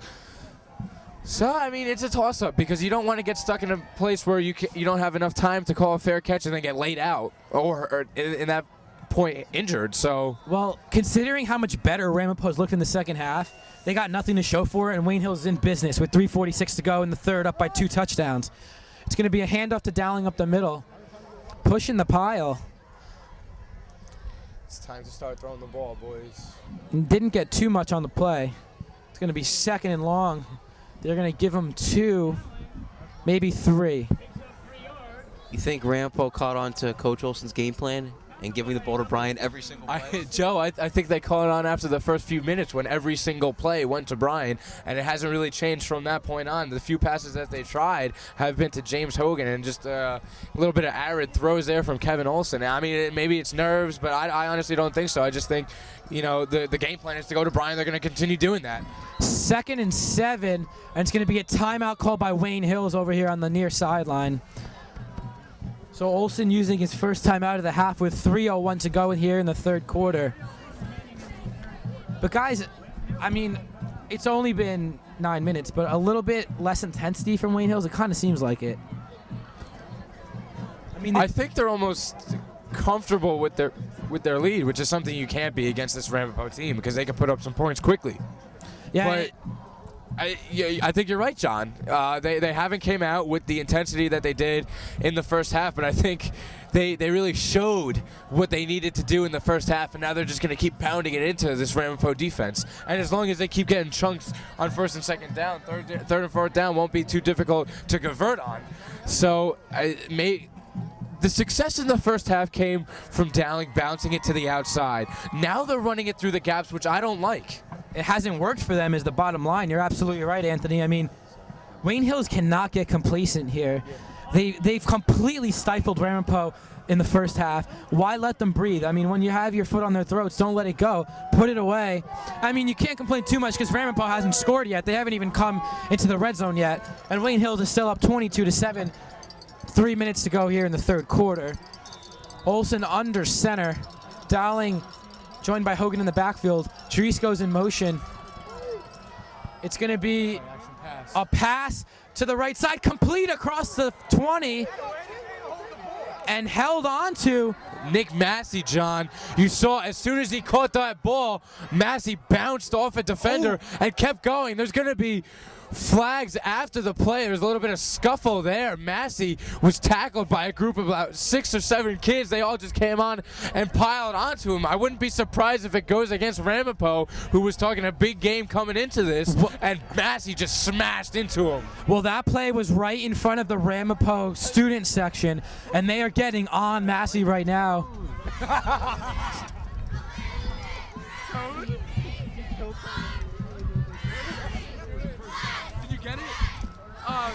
So apparently Sam Schultz was the one on that late hit. Killed somebody after the play. And there's that intensity that you wanted, John. Yeah, just a little too late. I like it. Hey, well, if it's a spark plug, take it. You need some kind of catalyst to get the energy back up, and I like it. Whether it's a penalty or not, you're up, almost 20 points. Just keep it going. Well, you never want the penalty, but inside the 30, it's not going to be 15 yards. It's going to be about 10 or 11. Still costly, however. Actually, they're only backing it up. Oh, no, now they're going to back it up pretty far. But to me, the spark plug of the season was against Hackensack. It was kind of a sluggish game, and Dowling got knocked out of bounds, and we had some great footage of that excitement, and Dowling got everything flowing for the rest of the season on that play. It was about a 30-yard run at Patriot Stadium, and after that, Wayne Hills took full control of that game and blew out Hackensack. That was the first week of the season. It's only about an 8-yard penalty. 2nd and 12. It's going to be a handoff to Dowling along the far side. Not much there for him. He does get a gain on the play, but not too much as it's now going to be 3rd and long for Wayne Hills. Well, you're probably going to see a pass here. I don't think it's going to be in the shotgun formation. I foresee the play-action pass. But what you haven't seen tonight out of the play-action pass is the deep ball, which is what has worked. You know, throwing it deep to not only Mike Dries, but Eugene Lowe over the top. They really haven't run the deep, post route tonight. They've done some, a little bit of out and go with James Hogan and a counter pass. But I don't like that call. I like them going deep because the receivers they have, Troy Zaffino, Mike Dries, and Eugene Lowe, can beat their men. Well, on 3rd down, it's likely we're going to see a pass down the field. But, outside of Troy's touchdown catch, the receivers have been a non-factor tonight. I'm sure they've blocked great for Dowling. So they have been a factor as the Wildcat comes out. Kevin Olsen split all the way out to the near sideline. Dowling's going to run it. He's going to keep it himself. He's got a hole trying to pull forward. He's right around the 25. I think he's short. It's going to be close. Dowling would have had so much room if he was able to break that 3rd tackler, and they're going to give Wayne Hills the 1st down. Dowling got just enough, and it seems like superstars know where those chains are, and Dowling somehow willed his way across that yellow line. Well, John, weren't you watching? He fell down on purpose. He knew he could have had the touchdown. Well, he just wants to run the clock out. Smart play there. Dowling up the middle again, spin move. That's a gain of 5. Look like a ballerina in the hole, John. All right, in MSG's booth, I found out 31 carries, 218 yards. Oh, my God. Will we see 60 carries and 400? If he has 60 carries, 400 yards, and 4 touchdowns, I will be in awe. If he doesn't win Player of the Year, it would be after a performance like that. I don't know who will, because nobody will top that. 2nd and 5 for Wayne Hills from their own 30. 37 seconds to go in the 3rd quarter. Olsen checking off at the line. We've seen him do this a couple times tonight. As they're going to blow it dead. A flag again. Don't get in his face here. You got 2 big boys right there. And it's going to be on Wayne Hills. 2nd and 10. Oh, wipes out the run. Oh, that's the 2nd delay of game we've seen in this quarter. I've said it before. That's not a penalty you see in high school football. Well, before the last... Although there is no clock. That's true. Actually, they had one of that first delay of game happened while I was with MSG, and the announcers were making the same comment, how there's no clock for the quarterback to see, and that's definitely a factor because the referees are keeping it on their own watches, and how is Kevin supposed to know where the clock is? As it's going to go to Dowling to the left across the 30, so he makes up that yardage and a little bit more. Gets 7 on that play, so it's going to be 3rd and 3 as Peter was 20 yards down the field laying people out. So that's going to do it for the 3rd quarter of action here from Ramapo. Wayne Hills holds serve here in the 3rd, maintain that 15-point lead.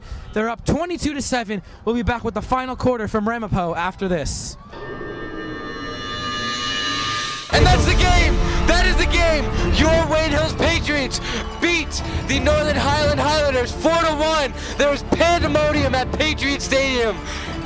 Wayne Hills 4, Northern Highlands 1. A great game by both teams, but obviously Wayne Hills coming out on top.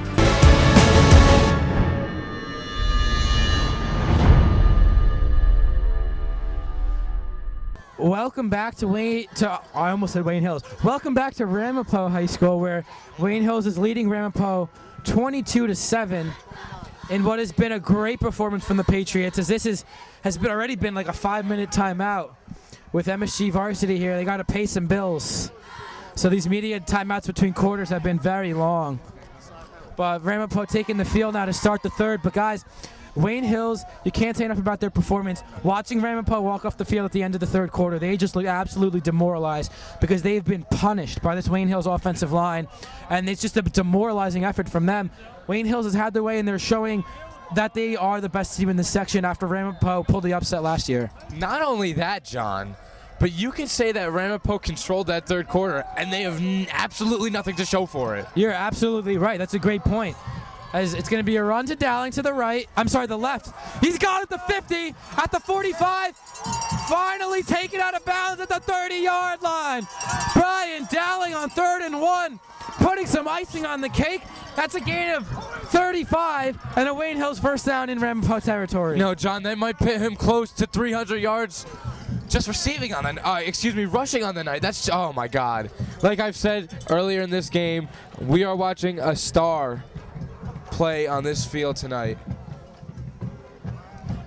Wow. I mean, oof. He had close to 1,000 That's 4.5 right there. That's 4.5 speed.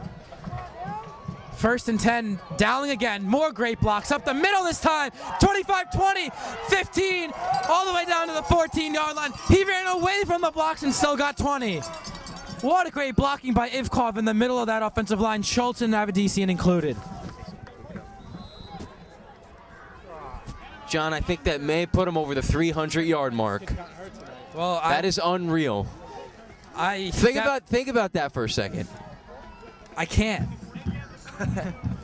That's 100 yards a quarter. Wow. Wow.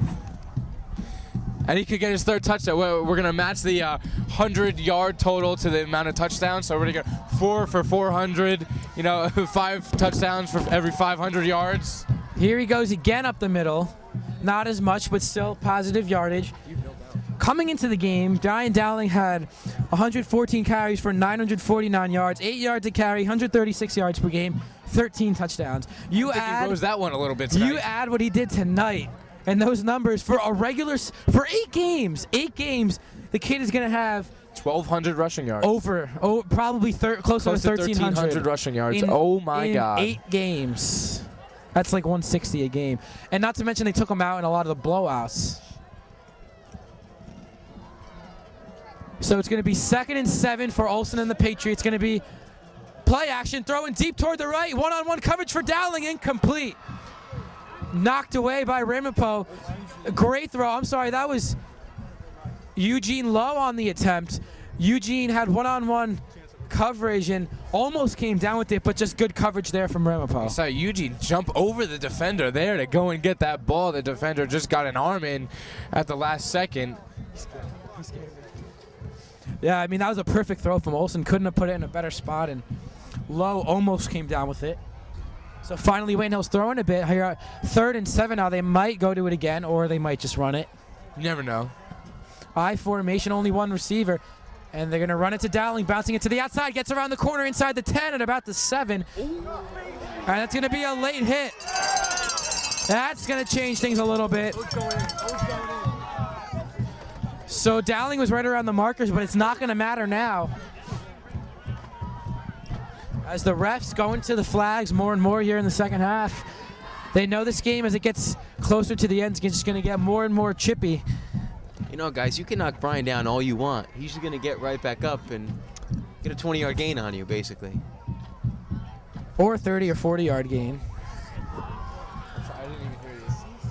So they're going to drop the chains because it's 1st and goal for Wayne Hills from inside the 5 at about the 3, maybe even the 2. The 2-yard line for Wayne Hills. Put it on the 3, John. I'm not trying to correct you. It's on the scoreboard. Okay. 1st and goal, high formation. Lowe goes in motion. Hand off to Dowling up the middle, pushing the pile. He's toward the goal line. Touchdown! Wayne Hills! Brian Dowling with another score. And Wayne Hills puts it away. It's 28-7. Well, John, Ramapo was coming in hot this game. They had come off a win against Valley. They had beaten St. Joe's. And then big bad Wayne Hills comes in and says, last year wasn't supposed to happen. We're going to keep this champion streak. We're going to start our own streak of new championships. And Brian Dowling has single-handedly destroyed this team. The kick from Drees is good. 29-7 Wayne Hills, 10:35 to go in the game. If that doesn't put Ramapo away, I don't know what will. 3-score game. Not enough you can say about this Wayne Hills team tonight. Awesome. Awesome isn't even, it doesn't do it justice. I mean, last year, Hills in the state championship, they there's no way to put it other than saying they played pretty poorly. We're making Ramapo look like a JV team. Oh, this is I feel like this is one of the normal Wayne Hills routes at this point. I mean, it's only 29-7. Ramapo's down 22 at this point, but it feels like a normal Wayne Hills. Every Friday night they come out and, you know, they go through the motions, they win by 30, and that's what it's starting to feel like right now. Yeah, but there's one difference. It's so much sweeter, and do you know why? Oh, Joe, it's so much sweeter because it's avenging the loss last year in the state championship. And like you said, Ann, it's proven that last year was a fluke. Because Wayne Hills was not going to blame the snow, but I'll do it for them because Mike Quinn was 5 for 25 last year, and that's not the kind of player he was. And I'm sure if there was snow, I mean, the snow was cool. Don't get me wrong, I was on the field. Oh, I definitely think it had an effect on the outcome of the game, though, John. You won't see balls going through punters' hands or going through wide receivers' hands at that going as through well. Tim Divers' hands through the back of the end zone. You don't see that. The return, not even going to make it to the 25. Wayne Hills just showing they want it more. And again on that play, they did the same thing. But, I mean, looking at last year's game, the 2 touchdowns Ramapo scored were on 2 and 3 missed tackles from Wayne Hills, and that doesn't normally happen. And on both of those plays, they were wet. It was a sloppy game, and they were screens and runs to the outside that normally Wayne Hills eats up. And just 2 plays really last year is what did Wayne Hills in.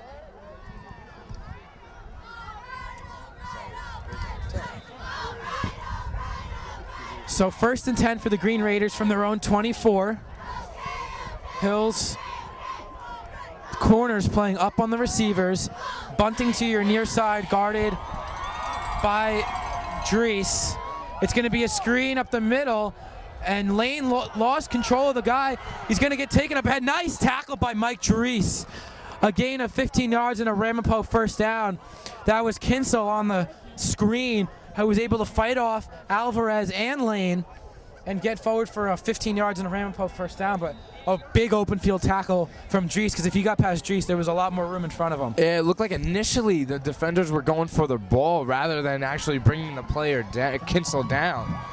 Drees, maybe a touchdown saving tackle there. Shotgun for Ward, hands it off to Kinsel. Across the 35, nothing there. Whole defensive line in there. Hogan with Davies and Alvarez all in there to make that play. No gain on the play. 2nd and 10. Pete's fired up for this game. We've seen after all the tackles he's had tonight, he's pounded the ground. He's yelling at the sideline. He's yelling at the Ramapo sideline. He's ready. I mean, it's the 4th quarter now. There's 9 minutes left in the 4th quarter, and he's got that same intensity. Look, they're cheering us on. They're telling everybody to go crazy. They're cheering us on because they don't need any cheering on. Right now, the fans are the only one on their butts. 2nd and 10 from the 38. Ward in the shotgun trips to his left, and they're going to blow it dead. Looks like a timeout for Ramapo. So that's their first time out of the half, and that could be costly because they might need that if they can mount a comeback. Now, John, what I've seen interesting in this Wayne Hills defense recently is they're playing man press coverage on the wide receivers. And we saw in the first half, the only touchdown that has been scored tonight was on a drive that was consisting of mainly passes. So playing man press coverage is a questionable call, but clearly Coach Olson has confidence in his defensive backs and safeties. There's no question about that. I mean, if you're going into the game, if you're planning on blitzing, you have to have confidence in your defensive backs to cover. But we saw on those 2 long plays from Ward to Spezial, they just didn't have enough guys to cover the 5 receivers. And Spezial was wide open. But Anthony and Joe, Ramapo plays Ultapan next week, and I mean, Devin Fuller's the only guy that can stop Wayne Hills, in my opinion. And he's probably going to be able to have his way with this Ramapo team if they don't pick things up quick. Oh, man, John, we've seen what Brian Dowling has done with this Ramapo defense. Fuller's going to do the exact same thing. 2nd and 10 for Ward. Trips to his right now, looking to throw over the middle. Incomplete. Dropped by 27. Number 27, Doug Norkett. Fullback. The fullback coming over the middle, he was open. That's a 3rd or 4th drop pass over the middle from Ramapo. I mean, Ward, you can't blame him. He's had a pretty solid night. Well, John, how was the booth? Was it warm? Oh, We're freezing out here. It was so warm. I took my hat off and everything. Oh man, you had the whole my whole body just situation calmed going. down. The hoarse voice went away. The intensity went away as I calmed down. But Ward's gonna go deep. That's gonna be too long, almost intercepted. That was Drees going back, almost caught it over his shoulder. Well, I'm sorry, John, go ahead. I'm sorry, I was just gonna say, Ward overthrew his receiver and Drees almost pulled it away. 4th down for Ramapo. Yeah, Drees and Bunting were going at it right there. They were step for step, stride for stride, however you want to call it. Drees has got the last step on Bunting there, almost picked that one off. That would have been a stellar interception, completely over his head, over the shoulder. Well, it might be even better now if Wayne Hills can get the stop as far as field position goes, because the receiver was right on Drees and probably would have been tackled immediately, but Wayne Hills are going to take a timeout as they were in their punt return formation and Ramapo was ready to go for it on 4th and 10. Well, I'm surprised they even called a timeout there because everyone in the punt formation is part of their starting defense, so probably could have just called an audible. But if you have the timeouts, go ahead and use them. Yeah, no question. No reason to fool around with audibles. Up by 22 at this point. No reason to give Ramapo a chance to catch you off guard.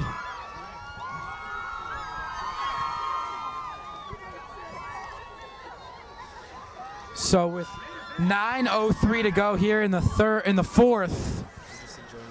I mean, this one is just about over if Wayne Hills can get this stop.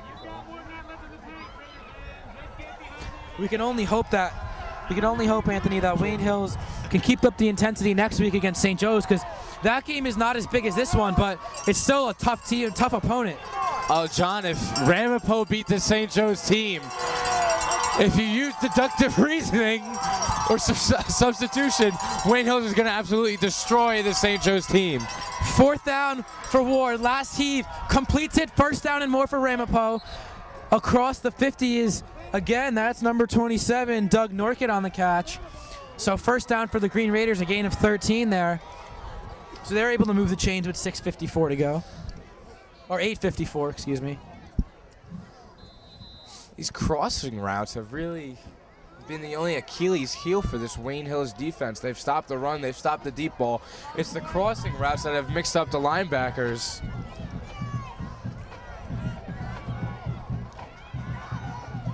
Pass to the right, incomplete, intended for Spezial, nowhere near the receiver.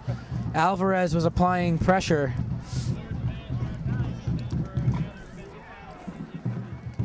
But man, I want Wayne Hills to get the ball back. I want Brian Dowling to get 400, if not 500. 404 touchdowns. I don't know how much. He'll get the ball. If they stop him, he'll get the ball. Well, we're almost positive he's well over 300, and that's good enough. Plus, he's probably over 40 carries, so it's best to let him rest. 2nd and 10, as Dowling's in the game there on the far side covering Spezial. 5 defensive backs again for Wayne Hills. Ward in the shotgun on 2nd and 10. Pressure coming, throwing deep down the field. He's got a man, incomplete, overshot number 6, Chris Collinari on the intended throw, so it'll be 3rd and 10. Again, great coverage from Wayne Hills. Well, this is 4 down, not even territory, but 4 down field for Ramapo. They're going to go for it no matter what. They still have this 3rd down opportunity to try to get somewhere near the 1st down marker, but it's desperation time, down 22 with 8 minutes left to go. 3rd and 10 for Ward and the Green Raiders. Trying to fight back from 22 down here in the 4th. 5 receivers. Oh, no, 4. Excuse me, 1 tight end. Trips right. Dropping back. Pressure coming. It's a screen across the middle. Across the 42. Tackle can't be made as the receiver gets into 30. 25 finally taking that. 23. There's a fumble. And Ramapo recovers. Well, that was Eugene Lowe who almost had him in the backfield, just not able to get a full body on him. Tried to go for the arm tackle, couldn't get it.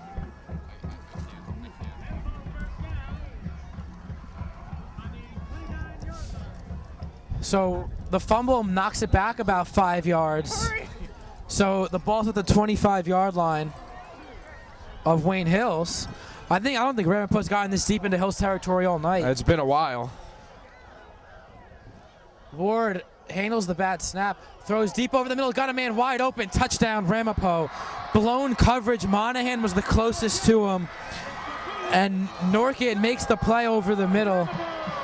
And Ramapo is back up on their feet with 8:10 to go. They cut it to a 2-score game. My question is, why are they celebrating in the back of the end zone after scoring a touchdown? You're down 2 scores still. It's not like it's super close yet. I know there's 8 minutes left, but that was the first touchdown Hills has given up in 2+ quarters. Well, they're excited because they haven't had any offense all night. Good. Let them be excited. Let them enjoy the only touchdown they're going to score for the rest of the game. Well, there's 8 minutes to go, so they're going to have a chance to score more. As the kick is true.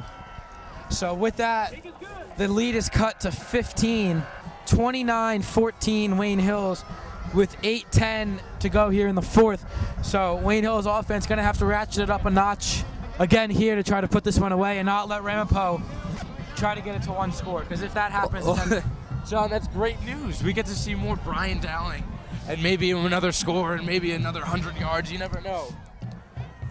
well, just a blown coverage in Wayne Hills' defense. Really not a team mistake. They've been perfect all night, and just 1 or 2 guys blowing a coverage. And hey, Wayne Hills, the intensity's still there. We can see it on the sideline. They're barking at each other. I'd be very surprised to see Ramapo come back.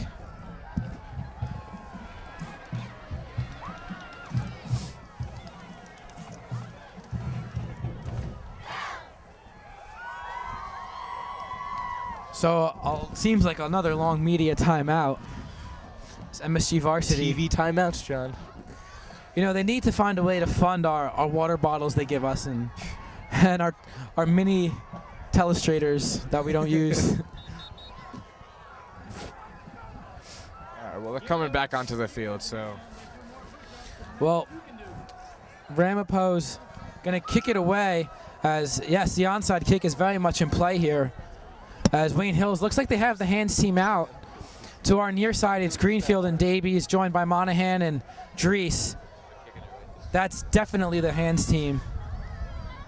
Well, if James Hogan is the return man, and he has a full head of steam running at you, I'd be running the other way. Well, I wouldn't be. Forgot how big you are, Joe.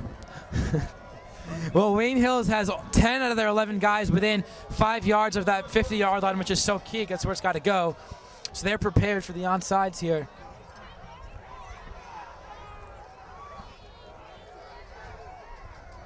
As it's going to be a deep kick. They're going to give it to Hogan. So who knows what's going to happen with these blocks. James across the 20-25. Breaks a tackle at the 30. Taken down from down low at the 33. And that's what you have to do to James. Well, he didn't have that much open area. I thought he would absolutely destroy someone if it was a one-on-one tackling drill. I wouldn't want to go anywhere near James Hogan. He's seriously terrifying.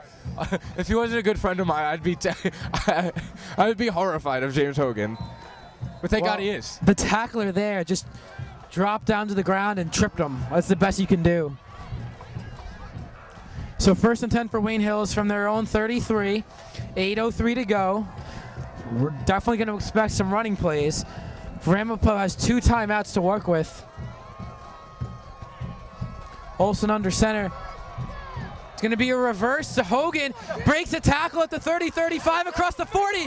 First down and more. A face mask might add some more yards. That's a 14-yard run for James Hogan. Wait a second. Holding call, John. Who was the holding on? Where was the hold?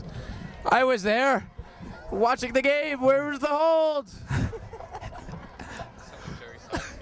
Where was the hold? What? Now, I don't care if I sound like a fan or I'm biased or whatever you may say. Where was the hold? I don't get it. I don't get it. There was a clear face mask, and they're going to call the holding penalty. And finally, James Hogan gets the ball and runs with 3 people on his back. What's going on?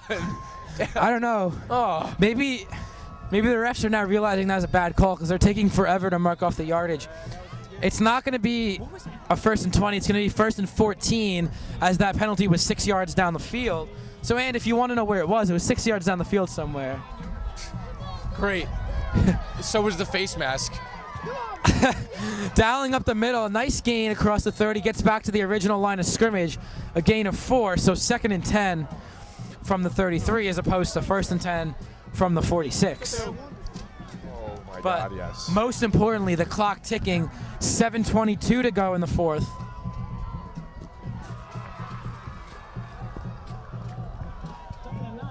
You know that song? So we'll call it 2nd and 9 from the 34. Handoff to Dowling up the middle, has a hole, picks up 5. So 3rd and 4 for Wayne Hills, 7 minutes to go.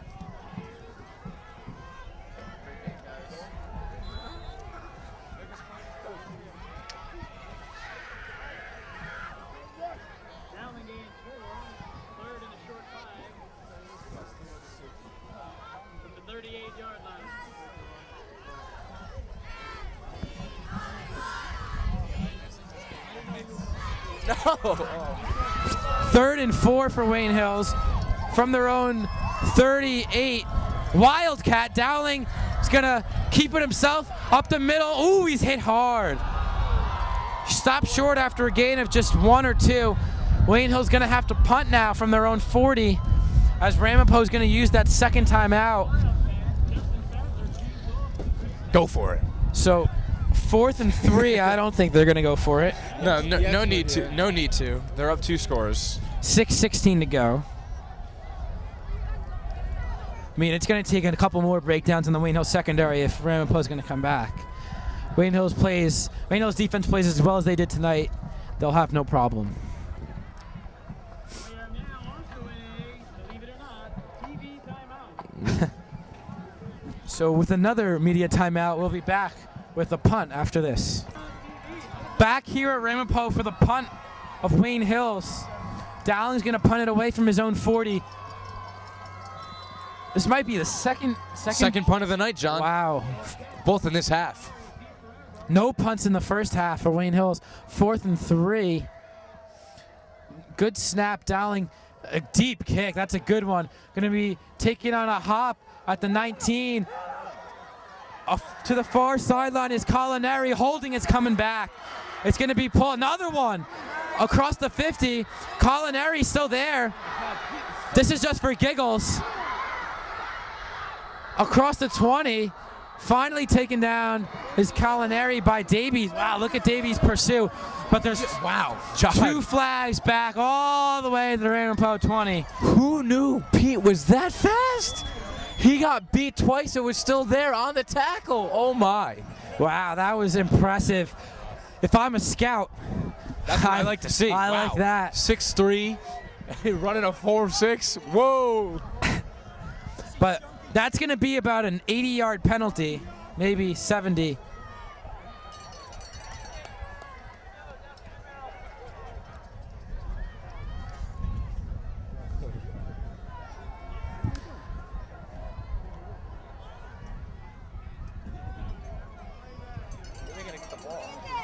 Where's the ball going, John? Way back. Keep walking it back. The first flag was thrown at the 21, so it should be at the 11.5, or the 10.5. Excuse me. Oh, they're gonna call it. Well, they haven't marked it down yet. Right, the refs are standing at the 30 of Ramapo, but it should be much further back. I than think that. they're deliberating on where it's gonna be placed. And they're gonna start walking it back now. The march begins. Here we go. The march Let's count it begins. off. 25. He's at the 20. Not yet. Slowly approaching the 20. They're going to put it at the spot of the foul, which is the 21. So No, I think they're going to walk it off from the first flag, like you said, John. There we go. It passes the 20. And there he goes. at the 10.5. At the 10.5, and he'll be stopped there. That's a 65-yard penalty. That's unfortunate. We saw They that. might have more penalty yards than rushing yards tonight. Oh, I can guarantee that. So Ward in the gun on 1st and 10. 4 receivers. We'll see that a lot in the next 5 minutes and 53 seconds. Ward sitting back there, throwing left, incomplete. Ward is as comfortable as we've seen any quarterback, but eventually 3 guys closed in on him, and that ball was incomplete. Intended for number 6, Chris Culinary. And there might be a holding on Ramapo. They might call intentional grounding. I don't know if they're going to call it a safety. It looks like they're going to call a safety. Intentional grounding in the end zone is a safety. I could not see what was going on over there. Ramapo is going to keep the ball, so it's not a safety. I don't know what they were going to Coach Olson about. Here comes a penalty. No, they're wiping off the flag. Oh, wow. So it's as if nothing happened. 2nd and 10. Ward was comfortable back there. He was hit after he stood back there for about 6 seconds, but no one was open. He's throwing to the right. It's complete on the out route. Pekarski in pursuit. Receiver across the 20, 25. Breaking tackles to the 29. A nice play there from Ramapo. There's another flag, John. A gain of 19 with some more laundry on the field.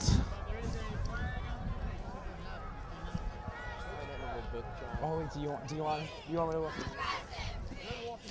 So as they mark off the yardage, we've finally managed to untangle Joe Rapp from the Ramapo student section. So Joe, how was it over there? Well, it was pretty quiet considering we've kicked their you-know-whats in the past 20 minutes of this game. Or 2 hours of this game. Maybe the full game, you're right. But it was loud in the first half, but not so much now.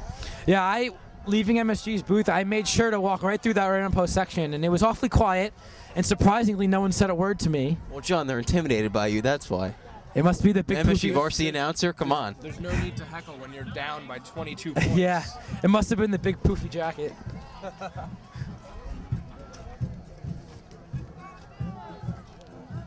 So 2nd and 9 for Ramapo. And another whistle, come on. We're getting antsy over here, we want to celebrate. I can't stand standing in this cold right now. It is freezing. I don't know how, it was cold over there. Well, I think it's cold over here. Well, Joe, you can sit down. Well, at this Joke, Joe. It's a joke. At this point, our whole bodies are numb, so it really doesn't matter how long we stand out here. The party will wait as long as it needs to, because it's well deserved tonight. With 5:15 to go. Anthony, what tune is that? Lowrider. Thank you. That's who's that by? ZZ Top. It's good to know. I know I could always count on you for a little name that lyric. Ward going deep. It's tipped at the line, almost intercepted. Alvarez had a chance after it was batted down by, I think, Lane. So it's going to be 3rd and 9 for Ward. He had a man over here near the near sideline. It was going to be a deep out route. Would have been a tough throw, but he did have his receiver with a little separation. Absolutely retarded. 5:10 to go. 5 receivers for Ward. 2 plays to work with to try to keep this game alive. Handles the bad snap again. Ward looking over the middle. Pass intercepted by Wayne Hills. It's Dowling to the house. Say goodnight. He's in. Dowling catapulted into Ramapo history as he takes it into the end zone again. And Wayne Hills is piling it on. It's 35-14. I don't know if you can see it on camera, but after Dowling was already in the end zone, Ward decided to be a big shot and hit him out of bounds. No need for that. You're going to lose. The game is over. There's 5 minutes left, and you're down 3 touchdowns again. Why? Why, John? Well, because it wasn't good enough last year when you won? Guess what? Wayne Hills has started a new streak tonight against Ramapo, and I have a feeling it's going to continue for a long time. Well, to defend Ward a little bit, I think there was a chance he could have got to Dowling before he got to the pylon. But when you see the back of number 9's jersey all night running past your defense, you want to get your licks on him.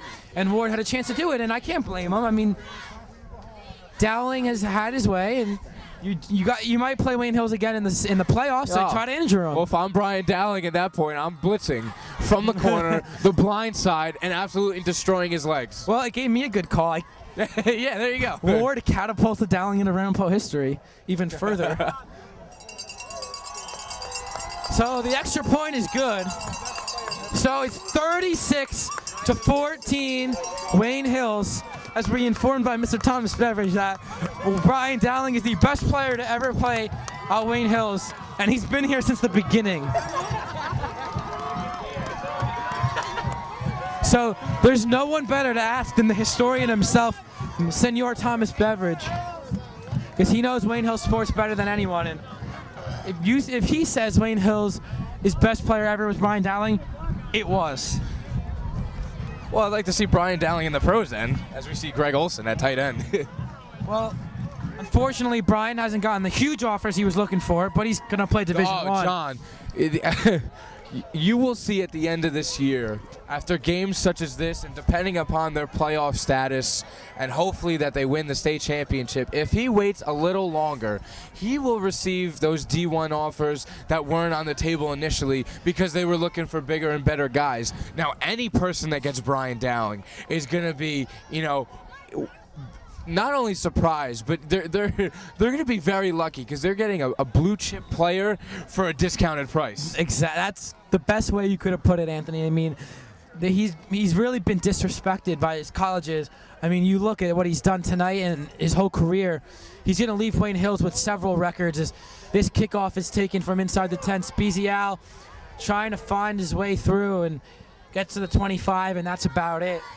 With 4:49 to play. It seems like this fourth quarter's gone on forever, but Wayne Hills in full control, up by 22 again. Well, the Ramapo fans are starting to pile out, especially the ones that had wanted to start the whiteout. So much for that tonight. The whiteout was unsuccessful. Oh, well. Yeah, they are flocking to the parking lot and beyond. So be it. There were parking lots like miles away brought in by shuttles. That's how big this game was. Well, it's a long walk back to the car then.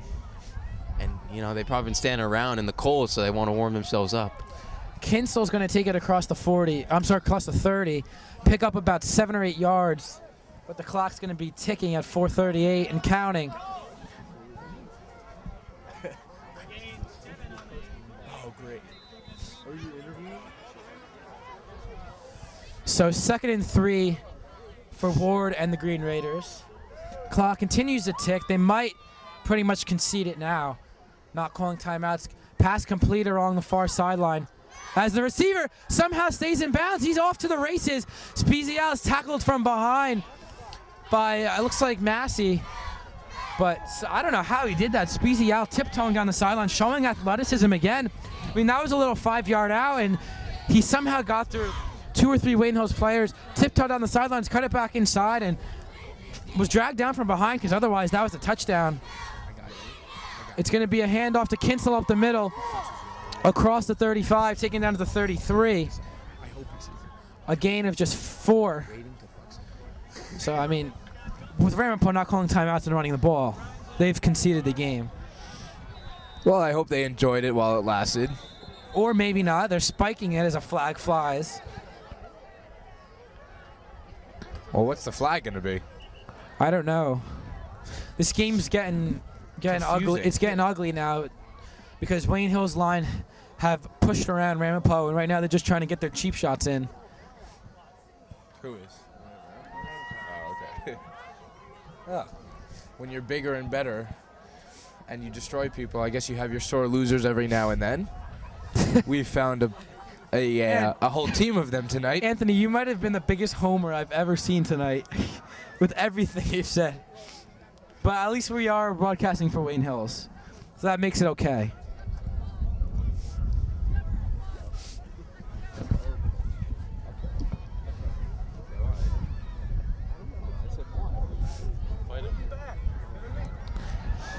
All these delays The penalty's going to be on Ramapo. They're going to back him up 5 yards, so I guess it was a false start. So Ward in the shotgun, 3 receivers. Kensel in the backfield with them. They got to throw it. Pressure coming up the middle. Oh, man. He sacked. Look at James Hogan. Pancaked the center and pancaked Ward as well. Oh, John, that's the second James that has shot through the hole for you. Last year it was Dita Lectus in the Valley game, and right now it's Hogan shooting through the 8 gap. Oh, that was a good one, Ant. I was just comparing those 2 games, and wow, this one feels just as good winning. Same spot on the field, same part of the game, just a little different circumstances. 22-point game versus a 7-point game. Ward back to pass, 4 receivers. He has time. Can't see a thing. He's only 5'10". And now the Wayne Hills defensive line's coming after him. Throws it out of bounds. So, if you remember in the Wayne Valley game, on the call of the Hail Mary, I said 4th and forever for Valley. Oh, here we go. It's 4th and forever for Ramapo. Just trying to make more and more connections. Well, I say the one huge difference between this and that, it's 36-14 right now. Exactly. But it's the same exact spot on the field, too. It's time to create a Venn diagram, Anthony. Do you remember those?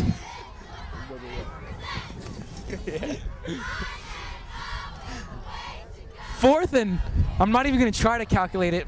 We'll say 30. Over the middle. Complete to number 35. Number 35. Oh, somebody got wasted over there. LaDucer. And LaDucer picks up about 20 yards, but he's well short of the marker. And Not to be confused with Medusa, the Greek god of freezing, not freezing, stoning people. We've had some weird references tonight, and that might be the weirdest of them all. Yeah, close name. I hope you're entertained at home. Oh, that's what I'm here to do. As we keep people interested in the game when it's become a 36-14 blowout. Well, Joe Rapp is picking his fights again over there on the Ramapo side of the field. Wait a minute. With Joe not here, I'd like to say something. I was the closest to predicting the score tonight. So, Joe, you are wrong. You know, I don't know if you saw me, but where'd he come from? Yes, I will admit I was wrong in this one, but you know, I really don't. I was trying to come up with some saying, but I can't even think of it. So. Wow, Joe just teleported across the field. Oh, Joe, I love you. So, Santoro coming in.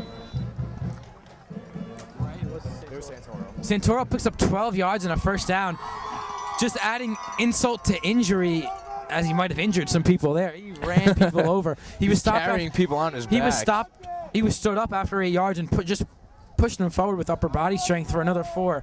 So Olsen under center, hands it off to Santoro again, bouncing it outside, looking like Brian Dowling picking up 5 yards, and that tells you it's the offensive line. If Santoro can bounce it out like that, it's got to be the O-line. And again, one last time, let's give them credit. I mean, they deserve an interview tonight. We don't normally interview offensive linemen unless they run back 80-yard defensive plays for touchdowns like Jason Avedisian, but they deserve interviews tonight. Steve Evkov, Jake Shunke, Jason Avedisian, Justin Avedisian, and Sam Schultz. Well, John, you create a family with the offensive line. I mean, the whole football team is a family, but the offensive line has to be one cohesive unit, and that's what this Wayne Hills offensive line has become this year. And how bad does Casey Kardix wish he was playing tonight? Watching this demolition, I'm sure he wishes he had a shot at these Ramapo defensive linemen. So a 2-yard gain there, so it's going to be 3rd and 3 for Wayne Hills with 1:30 to go. You know what? They might not even have to punt the football if Ramapo's just going to concede it. Can I point out something, guys? Sure. Listen to how quiet it is right now. Listen. You can't hear anything. Joe, that's a great point. Everyone's gone. I mean, it's like ghost town. It's like you sound like you're voicing over a nature video. I do enjoy nature videos, Sean. 3rd and 3 up the middle. Was that Dowling? To gain a 5 and a Wayne Hills first down. That was Dom again. He looks like Brian running through these holes, and that's going to do it. Wayne Hills with their most impressive performance of the season, maybe the last 2 seasons, maybe ever, as they come in here against 7-0 Ramapo on the road and shove that state championship right back in their face. What state championship, John? You wouldn't notice that they had a state championship tonight by the way that Wayne Hills came out and absolutely destroyed this Ramapo team. If that's how you defend a title, then oh God. And not only did Wayne Hills win the game on the scoreboard, they obliterated, thrashed, carved up, whatever you want to call it, absolutely pummeled this Ramapo team. Their defense right now is hurting. Their hearts are hurting. Their spirits are hurting. Right now, we absolutely, we say beating Wayne Hills. We did what we needed to do, coming in here in Wyckoff, showing why this Patriot program is the best there is for public schools in North Jersey. And they are a force to be reckoned with. There's 2 more tests, well, a few. Next week, St. Joe's, which Ramapo beat, so obviously we're going to be the favorites in that game. Maybe this Ramapo team, but to me, the one hurdle left to jump over is Senor Devin Fuller. Well, John, he does have a scholarship to a D1 program, and we saw that John Robertson for Paramus was able to, it sounds wrong to say it, but he tore up the defense. And, a running quarterback can do that. And that's what Fuller is. I mean, he's going to be a running quarterback in college. And that's dangerous. It really is, especially when you have the ability to throw the ball and run the ball at the same time. So, the first test is beating St. Joe's. That's going to be a revenge game and a grudge match like this was tonight. After that, if Wayne Valley won this weekend, we will be seeing them in the first round of the playoffs. And that's even better. A second matchup at Wayne Hills with Wayne Valley. Oh, man. Anthony and Joe, we could not have asked for a better senior year of games. We get to face our arch rival Ramapo. We get to avenge the team that broke the streak last year in St. Joe's. And we get to play our crosstown rivals twice in one season. You could not ask for a better senior year schedule. Man. As we are now going to shoot down to the field for some interviews, we're going to see some very happy Patriots, and we're some very happy announcers after this game. Just an awesome performance. You can't say much more. So we'll be back with more after this.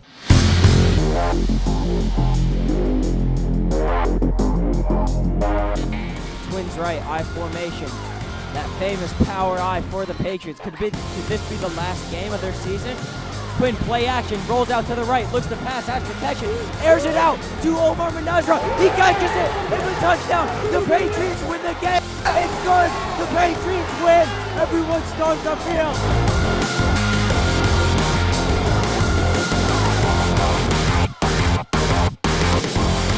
Here on the field with Wayne Hills linebacker and tight end, fullback, everything, Russell Pekarski. Russ, this has to be the best performance of your guys' season so far. Came out and absolutely destroyed this team. They were supposed to keep it close with you guys, and it really wasn't. I mean, you were injured last year when you played Ramapo in the state finals. I mean, we saw the look on your face, how badly you wanted to beat them again. And, I mean, just talk about how important this game was to you. To me, it was extremely important because I didn't get to play last year at all. And as me sitting on the sideline losing that game was it was way too much for me to handle. So I know by me being on this field, if I lost, at least I was on the field playing. But I knew we weren't going to lose. We just came out, played, and we spanked them. Yeah, I mean, you really, this was the most personal game for you overall. But taking this game, moving forward, I mean, there was a lot of questions, losing 2 games last year, but I think they were all answered tonight. What can you take out of this game going forward against St. Joe's and into the playoffs? Well, this game was just like a start of the 5 weeks. We still got 5 weeks ahead of us. We got Ramapo, then we got Valley, and that's not easy. And Ramapo's not. I mean, we have St. Joe's and then Valley, and none of those games are easy. And then see what we have next after those. But there's no more easy games after this. So this is just the start to the whole entire 5 weeks we have. All right. Well, Russ, congratulations on a great game tonight, and good luck the rest of the way. Joined now by the twins, the Avdesians, Jason and Justin. I can tell them apart. Most people can't. So, Jason, my first question's for you. First time playing offense, you guys did pretty good. Yeah, it just came down to it that we had, we just mauled them up front. We were killing them the whole game. And, we weren't surprised at the outcome. We worked harder than them all week, and we're a better team, so I wasn't surprised. You guys had your way with that defensive line. We said it time and time again. We must have named you guys 4 times. Just got off the ball so well. Kick-out blocks were phenomenal. You as well, of course, Just. I mean, how does it feel having this guy alongside you? Does it help out at all? It's pretty comforting knowing because, I trusted him a little bit. We go on 2, and especially tonight when you got to go against, their main blitz is a Raider, and that changes the whole scheme of blocking. So, trusting in him, knowing that he knows, trusting in him and the rest of the line, trusting in their ability and knowing to do the right thing is always good. All right, now Brian ran for well over 300 yards tonight. He had 218 at the half. Was it you guys or was it him? You got to give credit to the offensive line when credit's due. The kid's a stud. So I'm gonna go with O-line on that one.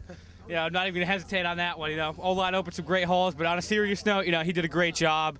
He's probably the best back in the state, and overall great athlete. All right, guys. Well, last question, real quick. Going forward, what does this mean to you guys, and what are you gonna take out of this playing the biggest games of the season after this? It's a great. We got big challenges up ahead, but nothing that the team can't handle, and I think we'll be all right. Last words. Yeah, if we play our game and nobody in the state could beat us, just if we keep playing our game, you'll see us a couple weeks in the Meadowlands winning the state championship. All right, you heard it from Mr. 75 himself, Jason Avedisian. So great job, guys. Peter, as one of the senior leaders of this team, great job tonight against Ramapo. Defensive end, you guys had your way. Lane, Greenfield, all you guys, Alvarez, we're all over Ward tonight. He's not a bad quarterback. He showed it. But you guys, once again, just dominated that defensive line. Yeah, for plain and simple, that's how it went. I mean, we worked on all their plays this whole week with a run game. We know every single play, which one's coming, which one they're going to do, by each one of their stances, by how they line up, everything like that. And when we know when it's like a passing down, like third down, a long, and they need a passing, that's when we get our pass rush on, and that's where we learn how to get our various pass moves around these guys.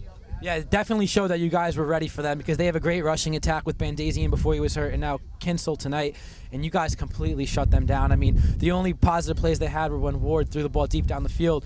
But this is a big test for you guys. You came through and proved why you're probably the best team in the section. What are you going to take out of this game going into the sectionals? I'll take us again. I mean, I'll take one game at a time, and we can't just celebrate on this game for the rest of the season. I mean, next week we got St. Joe's. It's another big match, and then we go in the playoffs. So then we go Valley first round again. That's obviously going to be a big game again versus Valley because it's a big rivalry. And then from there we take one game at a time, try to make the states. We're going for it all. All right, thanks a lot, Peter. Another great performance by you. Thank you. Hopefully we'll see more of that against St. Joe's. Well, Brian Dowling, what can you say? 330 yards and 4 touchdowns later. You're still standing. You're a little cold, so we'll get this through quick. But what can you say about this offensive line and your performance tonight and what you guys did with what was supposed to be a very good team? Like you said, it's the offensive line first and foremost. They don't get a lot of credit, and they do all the hard work. They open up the holes. Anybody can run through them. And, we executed today, and I think that was the key. We had some penalties that knocked us off, but we came back and executed when we need to. And that's the key to beating a team like Ramapo. Well, this is a huge revenge game for you guys. I'm sure it feels great. And what can you take from this game going forward? And you proved tonight that this 2010 team is like those 06, 07, 08 teams. So what can you do going into the playoffs working off of this game? It's just momentum to move forward, and we got to get back to the drawing board. We play a great St. Joe's team with a great coach, so it's back to the drawing board, and it just keeps our momentum rolling. Our goal is to go 12-0, and that's what we're doing so far. Well, Brian, great job. Get rest because you're going to need it. Big game against St. Joe's next week, and good luck the rest of the way. Thank you. Well, guys, it's been a great night for Wayne Hills. You heard it first from their players. I mean, they know what they did tonight, and that was make a huge statement and send off an earthquake through North Jersey because everyone's going to be talking about what the Patriots did tonight. But first and foremost, number 9, Brian Dowling, having the game of his life. And if he doesn't have D1 prospects right now, he's going to have them soon. And just what can you say about the legacy of this kid? There's not enough you can say about it, John. 330 yards tonight against this Ramapo defense that, it was supposed to be the best that Wayne Hills has seen in a few years. Not only that, this was the second-ranked team in North Jersey, and he absolutely destroyed them. There's nothing you can say that sums up what he did tonight. If this doesn't get him single-handedly into college, then I don't know what can, because 300 yards and 3 touchdowns on a top-caliber team is something you never see. Guys, pretty simple. He's probably one of the best players to ever come through this high school. I mean, what can you say? 330 yards. I mean, that is a lot of yards, along with 4 touchdowns with a pick 6. You really can't say much offensively and defensively. Well, you also have to give credit to the offensive line, but again, that's just an unbelievable performance by an unbelievable player. And I mean, I don't know who better to ask than Thomas Beveridge, and he said Brian Dowling's the best player to ever come through Wayne Hills. And if he says it, it's a fact. Yeah. But guys, this is the first step. It was a big first step and a big game. But looking forward, St. Joe's next week. How do you think Wayne Hills is going to come out with that game? Well, John, St. Joe's ended Wayne Hills' winning streak last year. That's something that Wayne Hills is never going to forget, because they could go down as the best team in history if it were not for that. Because I really think that, put a damper on their season, even though they made it to the state championship game. Now, I think they're going to come out firing. I think Wayne Hills is going to put up a lot of points. We said tonight that this was going to be a low-scoring game. Uh-oh, we were wrong. Okay, all three of us, including you, Joe, you were wrong. Okay, we were all wrong. Now, to say that Wayne Hills isn't going to try because this game doesn't count, you'd be very badly mistaken. They're going to come out. Oh my God! I don't want to be St. Joe's, because this isn't the St. Joe's team of last year. They are not as good. There is no Kamal Hogan on this team. There is no Kai Dominguez. So those are hard players to replace, and I don't think they did a great enough job to do that. And I think Wayne Hills is going to come on top by a boatload of points. Well, guys, you know as well as I do, this game technically doesn't mean anything in standings, but it's all about redemption. They ended their winning streak last year, as you said, and I'm sure they want to pay him back with a spank. Well, there's nothing better than getting revenge, and Wayne Hills has a huge opportunity this year to get revenge on the 2 teams that beat them last year. Like Anthony said, I expect them to come out firing just like they did tonight. Normally, the game after a big win like this is called a trap game, but that's a little different considering St. Joe's ended the 55-game win streak last year. These players want to make up for what happened last year and what they saw happen to their kid they looked up to last year's seniors. So they're going to go into that game full force. And how better to go into the playoffs than beating the 2 best teams on your schedule going into the playoffs?